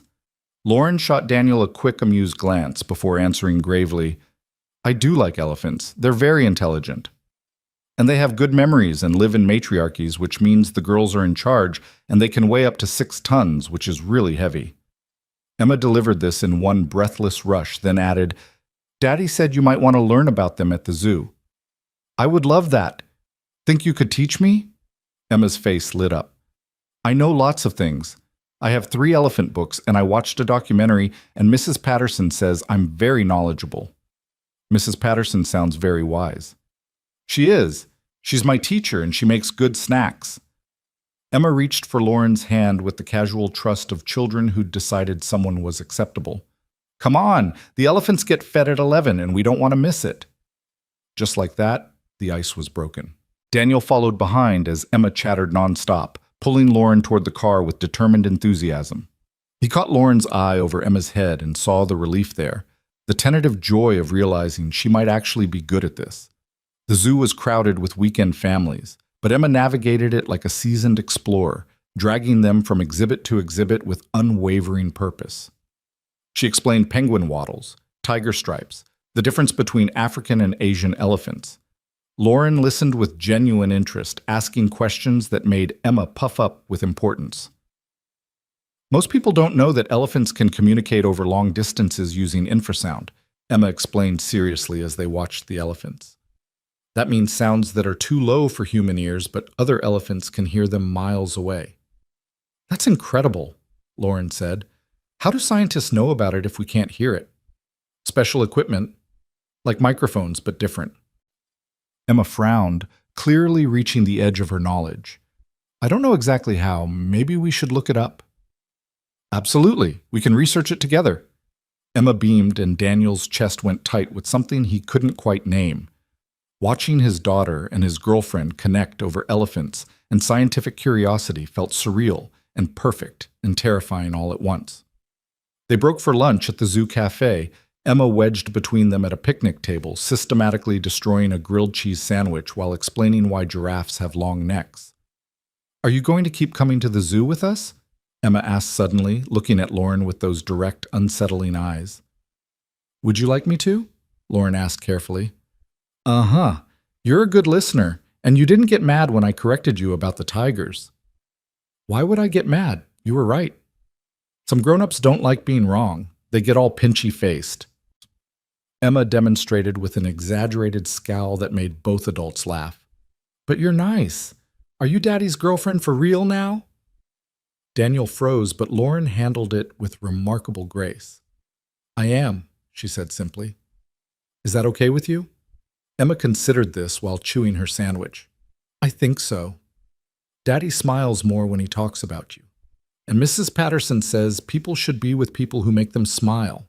She paused, then added with the devastating honesty of 4-year-olds, my mommy didn't make Daddy smile. She made him sad. And then she left. The words landed like stones in still water, sending ripples of complicated emotion across the table. Daniel reached for Emma's hand. Hey, Em, we talked about this, remember? Some families look different than others. I know. Emma squeezed his hand. It's okay, Daddy. I'm not sad about it. I just wanted Lauren to know that she's better, because you smile now. Lauren's eyes were suspiciously bright. Thank you, Emma. That's very kind of you to say. It's just true. Daddy always says we should tell the truth even when it's hard.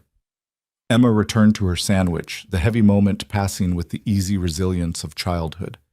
Can we see the otters next? They're my third favorite animal. The rest of the afternoon passed in a blur of exhibits and ice cream and Emma's endless narration.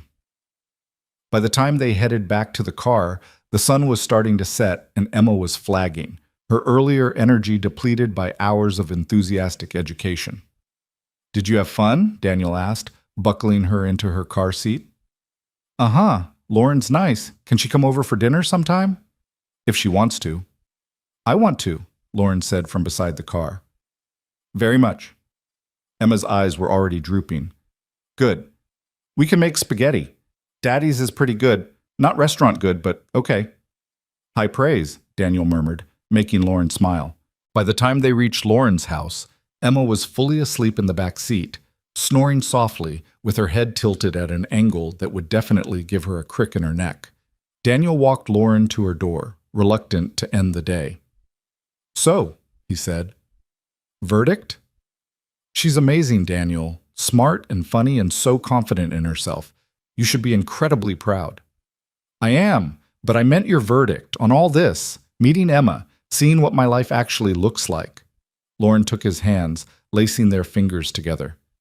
I was terrified I'd mess it up, that I'd be awkward or say the wrong thing or prove I'm not cut out for this instant family situation. She smiled, soft and genuine. But Emma made it easy. She's just herself. No pretense, no games.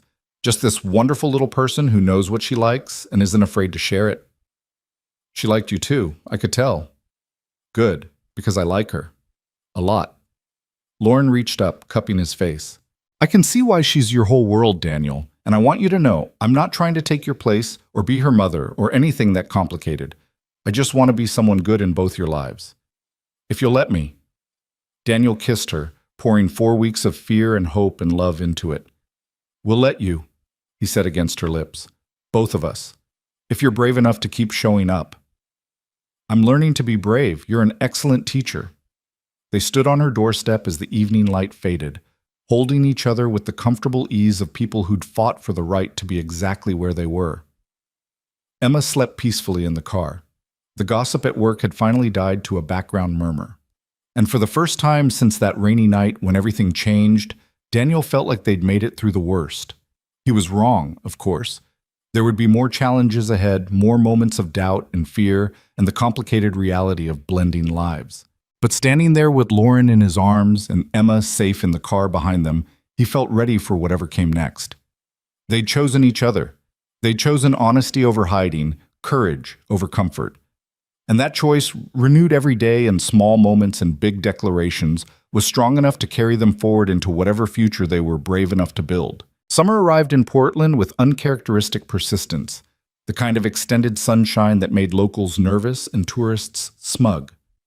Daniel had learned to navigate the delicate choreography of his new life, Emma's summer day camp schedule, Lauren's project deadlines, the careful balance of being a present father and an attentive partner. Most days it worked. Some days it felt like juggling chainsaws while riding a unicycle, Today was definitely a chainsaw day.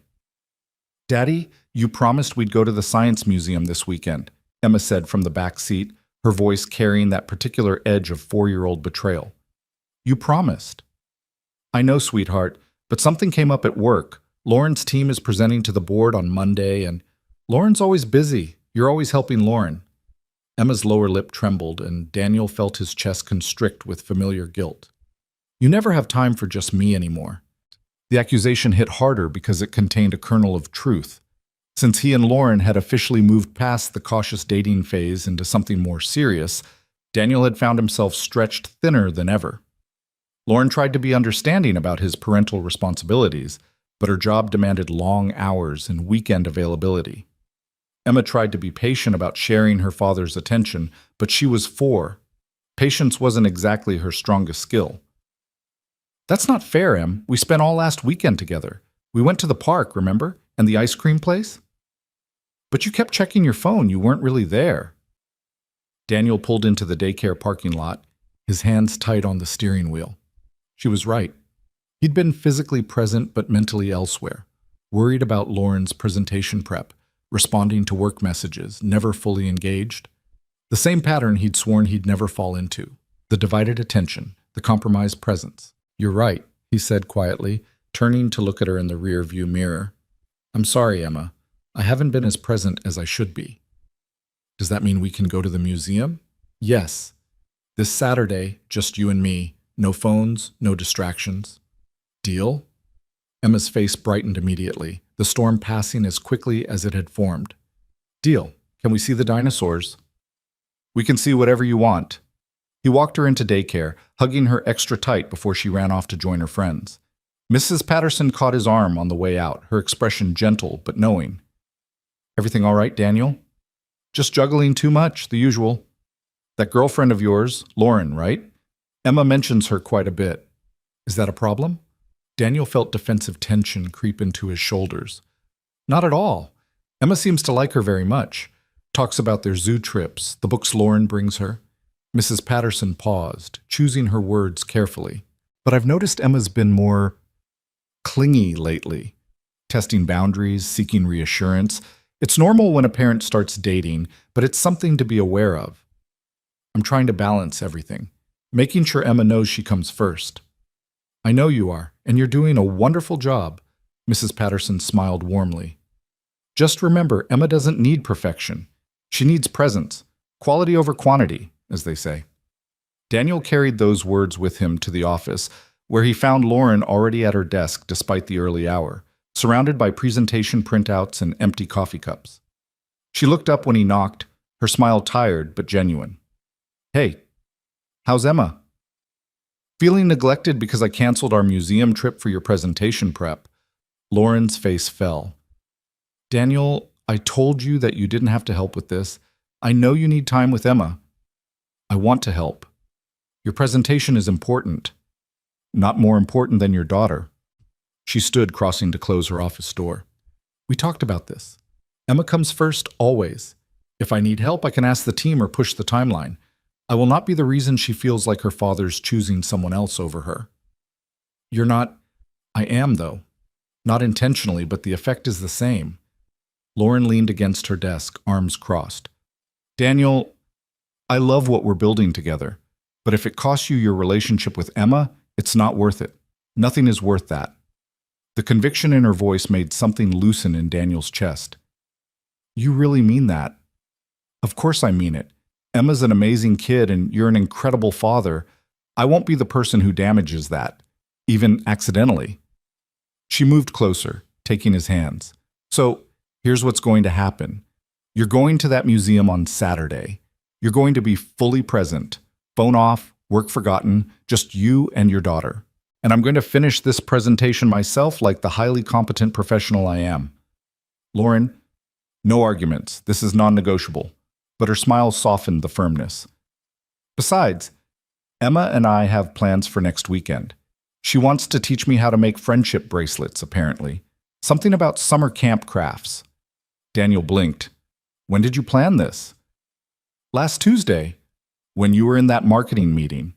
She called me on your phone. Apparently she's mastered FaceTime. And we had a whole conversation about camp activities and her favorite colors. She's very decisive about colors, by the way. Purple is still number one, but green is making a strong showing. The image of his daughter independently calling his girlfriend to plan crafts made Daniel's heart do complicated things. She called you herself? Yep, very businesslike about it too. Hi Lauren, this is Emma Carter calling to schedule a play date. I almost died from the cuteness. Lauren's expression grew more serious. The point is, we're figuring this out, the three of us. But that only works if you don't sacrifice your relationship with her to maintain ours. Understood? Yes, ma'am? And stop calling me ma'am. I'm not that much older than you. 5 years, technically.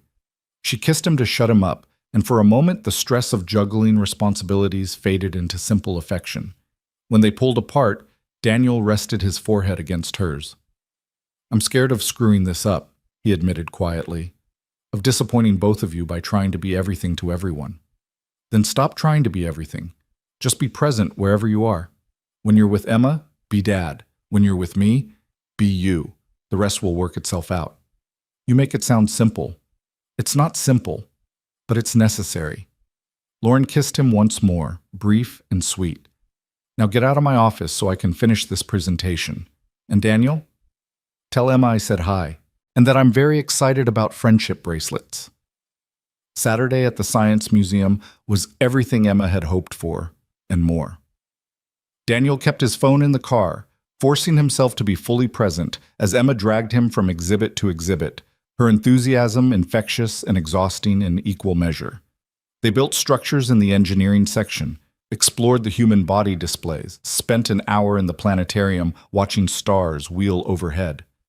This is the best day ever, Emma announced over lunch, her face smeared with ketchup from her burger. Even better than the zoo with Lauren. Even better? Daniel feigned offense. I'm wounded. I thought I was the fun parent. You're both fun in different ways. Lauren explains things really good, and you let me try stuff even when it might get messy. Emma took a massive bite of burger, chewing thoughtfully. I like that you're happy now, Daddy. You smile more. Yeah? What else do you notice? You sing in the car again. You used to do that when I was really little, but then you stopped. Now you do it again, especially after you talk to Lauren on the phone. She swung her legs under the table. And you laugh at her jokes even when they're not that funny. That means you really like her. When did you become such an expert on relationships? Mrs. Patterson says I'm very perceptive. That means I notice things. Emma wiped ketchup off her face with the back of her hand, ignoring the napkin Daniel offered. Are you going to marry Lauren? The question caught Daniel mid-sip of his coffee. He coughed, buying time to formulate an answer that was honest but age-appropriate. I don't know, sweetheart. We haven't talked about that yet.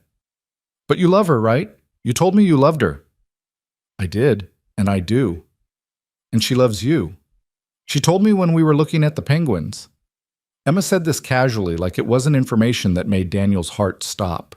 So if you love each other, you should probably get married. That's how it works in all my books. Real life is a little more complicated than books, Em. Why? If you're happy and she's happy and I'm happy, what's complicated? The simple logic of a 4-year-old, cutting through all the adult anxieties and doubts. You're right, Daniel said, reaching across to wipe ketchup from her cheek properly. It shouldn't be complicated. Sometimes grown-ups just make things harder than they need to be. Then stop doing that. Emma spoke with the absolute authority of someone who'd never experienced true heartbreak or disappointment. Just be happy, Daddy. That's the most important thing. Later that night, after Emma was asleep and Daniel was cleaning up the kitchen, his phone rang. Lauren's face filled the screen and he answered with a smile. How'd the presentation go? Crushed it. The board approved full funding for the next phase, and Richard practically offered me a promotion on the spot. She sounded giddy with success and maybe a little drunk on relief. I'm officially leading the entire infrastructure modernization project. Team of 15, budget that doesn't make me want to cry, actual resources to do this right. Lauren, that's incredible. Congratulations. Thank you, and thank you for not being there today. What? I mean it. If you'd been there, I would have leaned on you, used you as a crutch instead of standing on my own expertise. But doing it myself, proving I could... Her voice caught slightly. It reminded me who I am when I'm not afraid. You gave me that gift by choosing Emma today. I didn't choose Emma over you. I chose to be present for both of you in the ways you each needed. Semantics. The point stands. A pause, then quieter. I miss you, though. Is that pathetic? We saw each other yesterday, and I already miss you. Not pathetic. I miss you, too. Daniel leaned against the counter, phone pressed to his ear. Emma asked me today if we're getting married. The silence on the other end stretched long enough that Daniel wondered if the call had dropped. Then Lauren spoke, her voice carefully neutral. What did you tell her? That we haven't talked about it yet, which is true. We haven't. Do you want to? Talk about it, I mean. Daniel's heart hammered in his chest. They'd been together for almost 4 months, not long in the grand scheme of relationships, but they'd packed more growth and challenge into those months than most couples experienced in years. They'd survived office gossip, HR investigations, the complicated dance of blending his established life with her presence. They'd proven they could weather storms together. Yeah, he said quietly. I think I do want to talk about it. Now? Or is this a conversation that needs to happen in person with wine and proper lighting? Despite the nervousness jangling through his system, Daniel smiled. Definitely in person. But soon. Okay, soon. He could hear the smile in her voice. For what it's worth, I've been thinking about it too. About what forever might look like with you and Emma. If that's something you'd even want. It is, very much. Good. That's really good. Lauren exhaled slowly. I should let you go. Early morning tomorrow with Emma's camp drop-off. Lauren? Yeah? I love you. More than I thought I could love anyone after Emma's mother left. You've made me believe in possibilities again. I love you too, Daniel Carter. You and your incredible daughter and this messy, beautiful life we're building. A beat, then sleep well. Dream about me. Always do. The conversation about forever happened 2 weeks later on a Wednesday evening that felt too ordinary for the magnitude of what they were discussing. Emma was at a sleepover with her friend Mia, giving Daniel and Lauren a rare night completely alone. They ordered Thai food, opened a bottle of wine, and ended up on Lauren's couch with their feet tangled together and the weight of unspoken futures pressing down on them. So, Lauren said, setting down her wine glass with deliberate care. Marriage. Marriage, Daniel echoed. Terrifying concept. Absolutely terrifying. They looked at each other and laughed, the tension breaking slightly. Okay, let's approach this logically, Lauren said, slipping into her problem-solving mode. What do we each want from a marriage? Not what society expects or what makes sense on paper, but what we actually need. Daniel considered the question seriously. I want a partner, someone who's in it with me, not just along for the ride. Someone Emma can count on, who shows up even when it's hard. Someone who challenges me to be better but loves me when I'm not. That's a pretty high bar. You've already cleared it multiple times. He squeezed her foot gently. Your turn. What do you need? I need someone who doesn't expect me to choose between my career and my relationship. Who understands that my work matters, that building things and solving problems is part of who I am, not something I should apologize for. She met his eyes. I need someone who's secure enough in themselves that my success doesn't threaten them, who celebrates my wins instead of resenting them. Also already achieved. See how compatible we are? On paper, yes. But Daniel, marriage is more than compatibility. It's logistics and compromise and figuring out whose apartment we live in and how to merge finances and whether you're okay with my terrible habit of leaving coffee mugs everywhere. I've noticed the mugs. I've made peace with the mugs. And I'd have to be okay with the rigidity of your schedule, the way you plan everything down to the minute, the fact that spontaneity gives you hives. It doesn't give me hives. It gives me mild anxiety and a strong desire to make a contingency plan.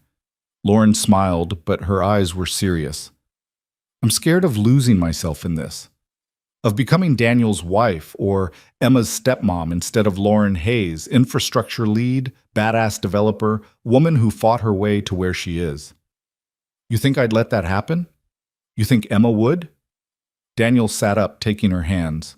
Lauren, you're the woman who told off the CTO when he questioned your technical decisions, who rebuilt an entire team's morale after Brad tried to poison it, who taught my daughter that being smart and ambitious isn't something to hide. Marriage doesn't erase any of that. If anything, it gives you more people in your corner cheering you on. And what about you? What are you scared of? Daniel had to think about that, to dig past the surface fears to the real terror underneath. I'm scared of failing again. Emma's mother left because she couldn't handle the reality of parenthood, of me.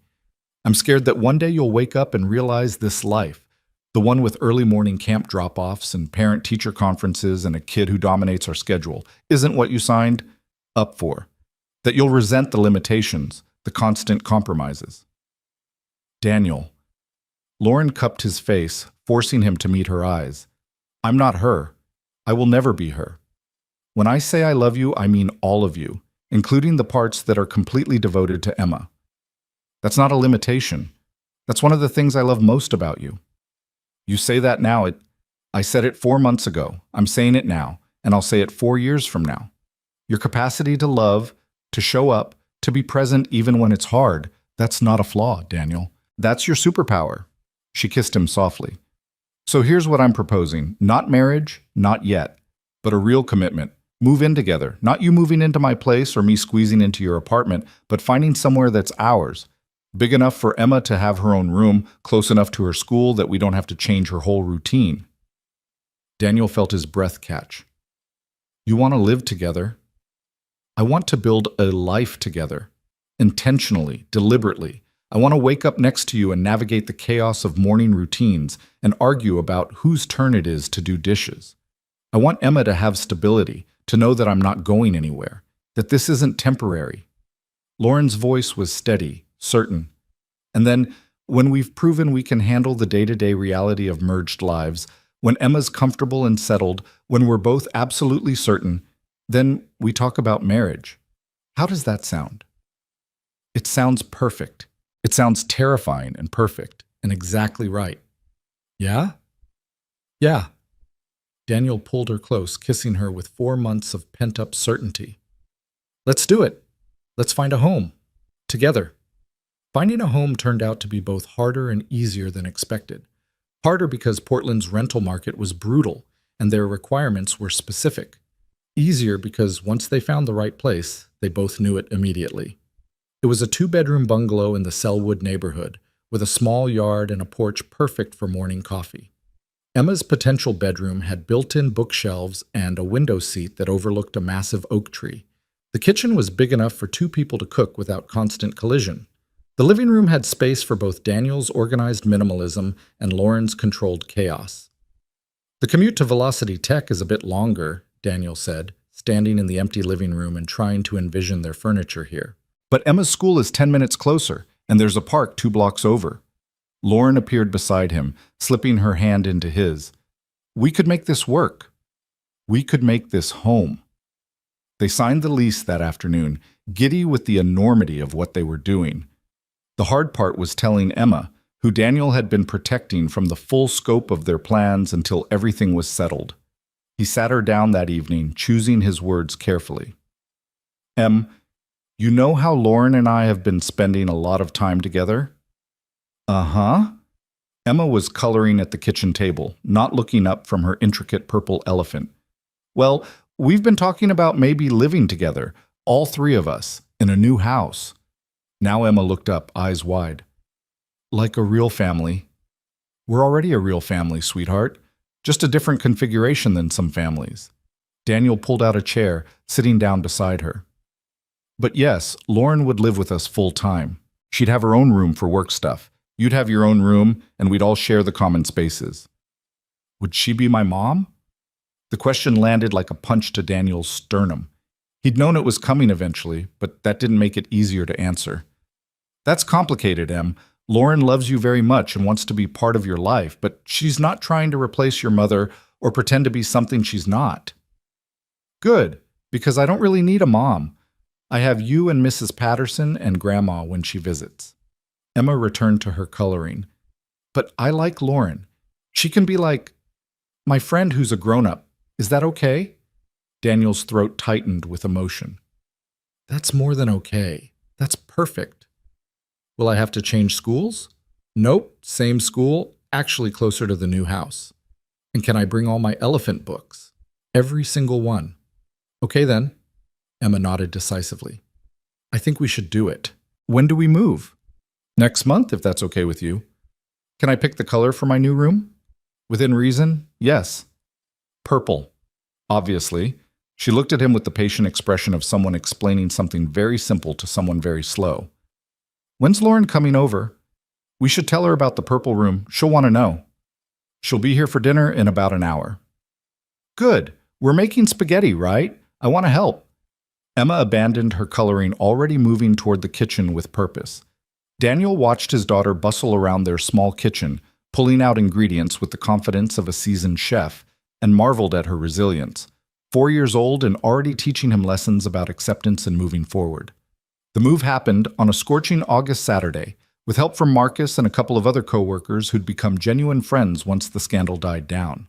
Brad had eventually transferred to another company, unable to stomach working in an environment where his bitter campaign against Lauren had failed so spectacularly. His departure had lifted a weight Daniel hadn't fully acknowledged carrying. Emma supervised the move with military precision, ensuring her elephant books went to the new room first, that her stuffed animals were arranged on the window seat in the exact right order. She'd picked a purple accent wall that Lauren had helped her paint, complete with hand-stenciled stars that glowed in the dark. This is the best room ever, Emma announced, spinning in circles until she got dizzy. Better than my old room, better than Mia's room, better than anywhere. I'm glad you like it, sweetheart. Daniel set down the last box of her toys, his back aching from furniture hauling. I love it, and I love our new house, and I love that Lauren lives here now. She stopped spinning to look at him seriously. Are you happy, Daddy? Incredibly happy. Good. Me too. She hugged him quickly, then darted off to inspect Lauren's office setup for the 100th time. That night, after Emma was asleep in her new purple room and the boxes were mostly unpacked, Daniel and Lauren collapsed onto their new couch, a compromise between his preference for leather and hers for soft fabric that had resulted in something both could live with. We did it, Lauren said, her head on his shoulder. We actually did it. Having second thoughts? Not even a little. You? None. Daniel kissed the top of her head. This feels right, Lauren. Like we've been building toward this since that rainy night in your house. The night you refused to sleep on the sofa. The night everything changed. He shifted to look at her properly. I meant what I said then, about not wanting to be careful anymore, about choosing to live instead of just survive. I know, and I meant what I said about being willing to try, even though I was terrified. Lauren traced patterns on his chest absently. We've come a long way from that night. Office investigations, family drama, figuring out how to be a blended family before we even had a name for what we were doing. And we're still here, still choosing this. Still choosing each other. She tilted her head up to kiss him, slow and thorough. Every day, Daniel. I choose this every day. The months that followed were an exercise in adjustment and compromise, in learning how three people with different rhythms and needs could create something functional and beautiful. Lauren's work schedule still demanded late nights sometimes, but she learned to carve out sacred family time, Sunday morning pancakes, Wednesday movie nights, Emma's swimming lessons where she'd cheer from the sidelines with embarrassing enthusiasm. Daniel learned to loosen his iron grip on schedules, to accept that spontaneity wouldn't destroy their stability, that sometimes the best moments came from unplanned detours and flexible timelines.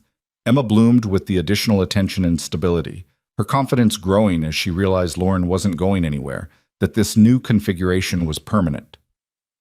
She started calling Lauren by name instead of Daddy's friend, a small shift that felt monumentally significant.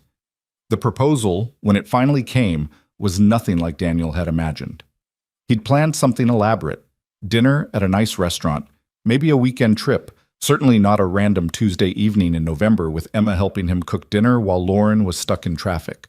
But Emma, with the lack of filter that made 4-year-olds terrifying and wonderful, forced his hand.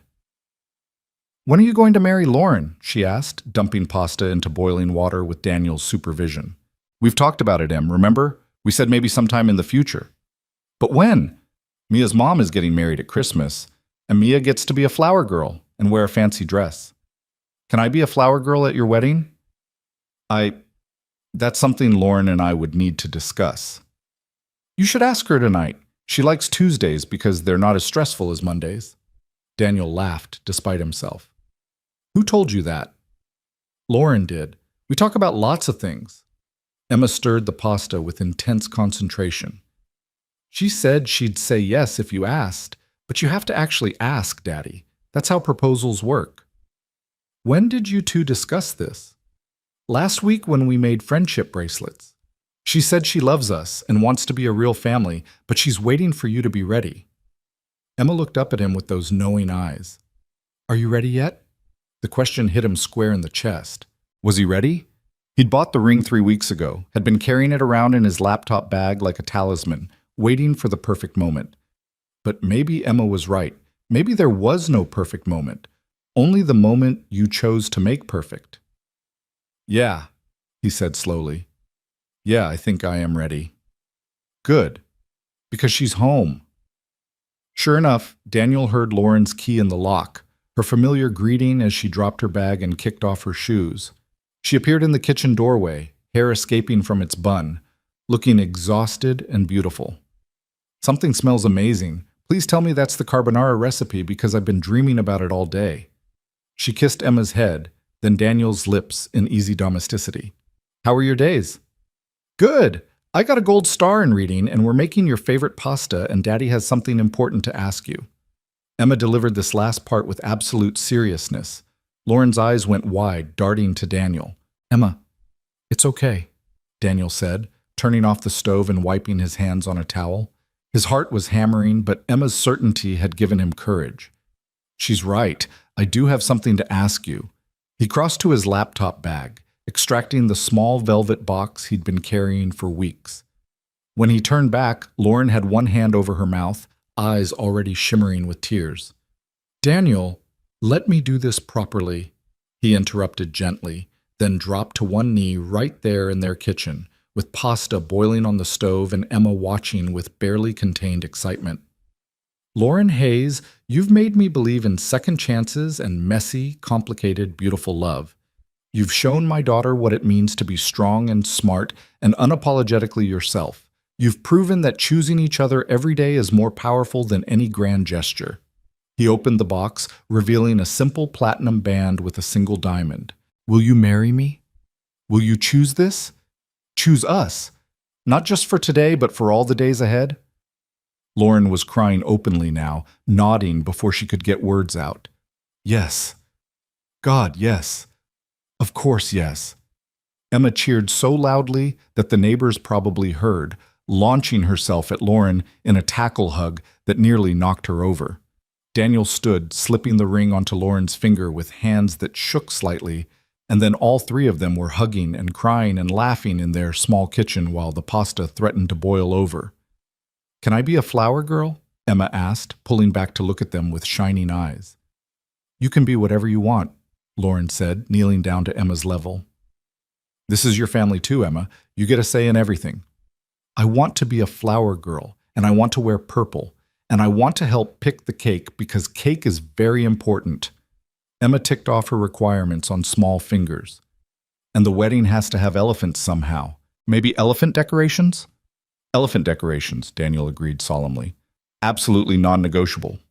This is going to be the best wedding ever, Emma declared with absolute certainty. And somehow, despite all the challenges still ahead, the actual wedding planning, the legal complexities of adoption that Lauren wanted to pursue, the inevitable bumps of merged lives. Daniel believed her. Because they'd already survived the hardest parts. They'd chosen honesty over hiding, fought for each other through gossip and doubt, built something real from a single rainy night and a decision not to play it safe. The wedding happened 6 months later on a bright March afternoon in a small garden venue that Emma had insisted on because it had a fountain shaped like an elephant. It was intimate, just close friends, a few coworkers who'd become genuine allies, Mrs. Patterson in the front row dabbing her eyes, even Lauren's parents who'd slowly come around to accepting their daughter's choices. Emma stole the show in her purple flower girl dress, taking her job so seriously that she walked down the aisle with military precision, dropping petals in perfectly spaced intervals. When Daniel and Lauren exchanged vows, promises written themselves, specific and honest and full of the hard-won wisdom of people who'd earned their happy ending, Emma stood between them, holding both their hands. "I promise to love you even when you're cranky before coffee," Lauren said, her voice steady despite the tears. "To support your dreams even when they scare me. To show up for Emma's recitals and school plays and all the moments that matter. To choose this family, this life, every single day." "I promise to give you space to be brilliant," Daniel responded.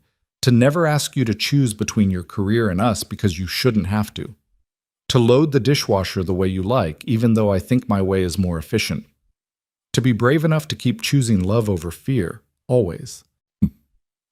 They sealed it with a kiss while Emma made exaggerated gagging noises that made everyone laugh, and then they were married, this strange, beautiful family that had been forged in storm and gossip, and the brave decision to stop hiding from life. At the reception, Marcus cornered Daniel at the bar. "You did good, man," he said, raising his glass. "From that scared guy in the parking garage to this, it's been quite a journey. Couldn't have done it without the kick in the pants from people like you. Nah, you did the hard work, you and Lauren both." Marcus took a sip of his drink. "For what it's worth, I never doubted you two would make it. Anyone who fights that hard for each other, that's built to last." Daniel watched Lauren across the room, dancing with Emma to a song that was definitely too slow for Emma's enthusiastic interpretation. His wife, his family, his life that he'd almost been too afraid to reach for. "Yeah," he said quietly. "I think you're right." That night, after Emma was tucked in bed at Mrs. Patterson's house, a special sleepover so the newlyweds could have their wedding night alone, Daniel and Lauren returned to their home. Not the hotel suite they'd booked, not some romantic getaway, but the bungalow they'd made into something worth protecting. "I can't believe we pulled off elephant-themed wedding decorations," Lauren said, kicking off her heels with a sigh of relief. "Your daughter is very persuasive." "Our daughter," Daniel corrected gently. "The adoption papers go through next month, remember?" Lauren's eyes went bright with fresh tears. Happy ones this time. "Our daughter. God, I'm going to be someone's mother. That's terrifying." "You've been mothering her for almost a year now. This just makes it official." "I know, but still, what if I'm terrible at it? What if I mess her up with my workaholic tendencies and inability to cook anything that doesn't come with instructions?" Daniel pulled her close, swaying slightly like they were still on the dance floor. "You're not going to mess her up. You're going to show her that women can be brilliant and ambitious and loving all at once. That success doesn't mean sacrificing family, and family doesn't mean sacrificing yourself. You have entirely too much faith in me, Daniel Carter." Daniel Hayes Carter, now. We hyphenated, remember? Right. That's going to take some getting used to. But she was smiling, that private, genuine smile he'd fallen in love with. "You know what I realized today, during the ceremony?" "What?" "That night in the storm, when you said you wouldn't sleep on the sofa, that was the moment everything changed. Not because of what happened after, but because you were brave enough to say what you wanted, to stop hiding behind safety and control, and just reach for something real. Best decision I ever made." "Second best," Lauren corrected. "The best decision was showing up every day after that. Choosing this even when it was hard. Fighting for us when it would have been easier to walk away."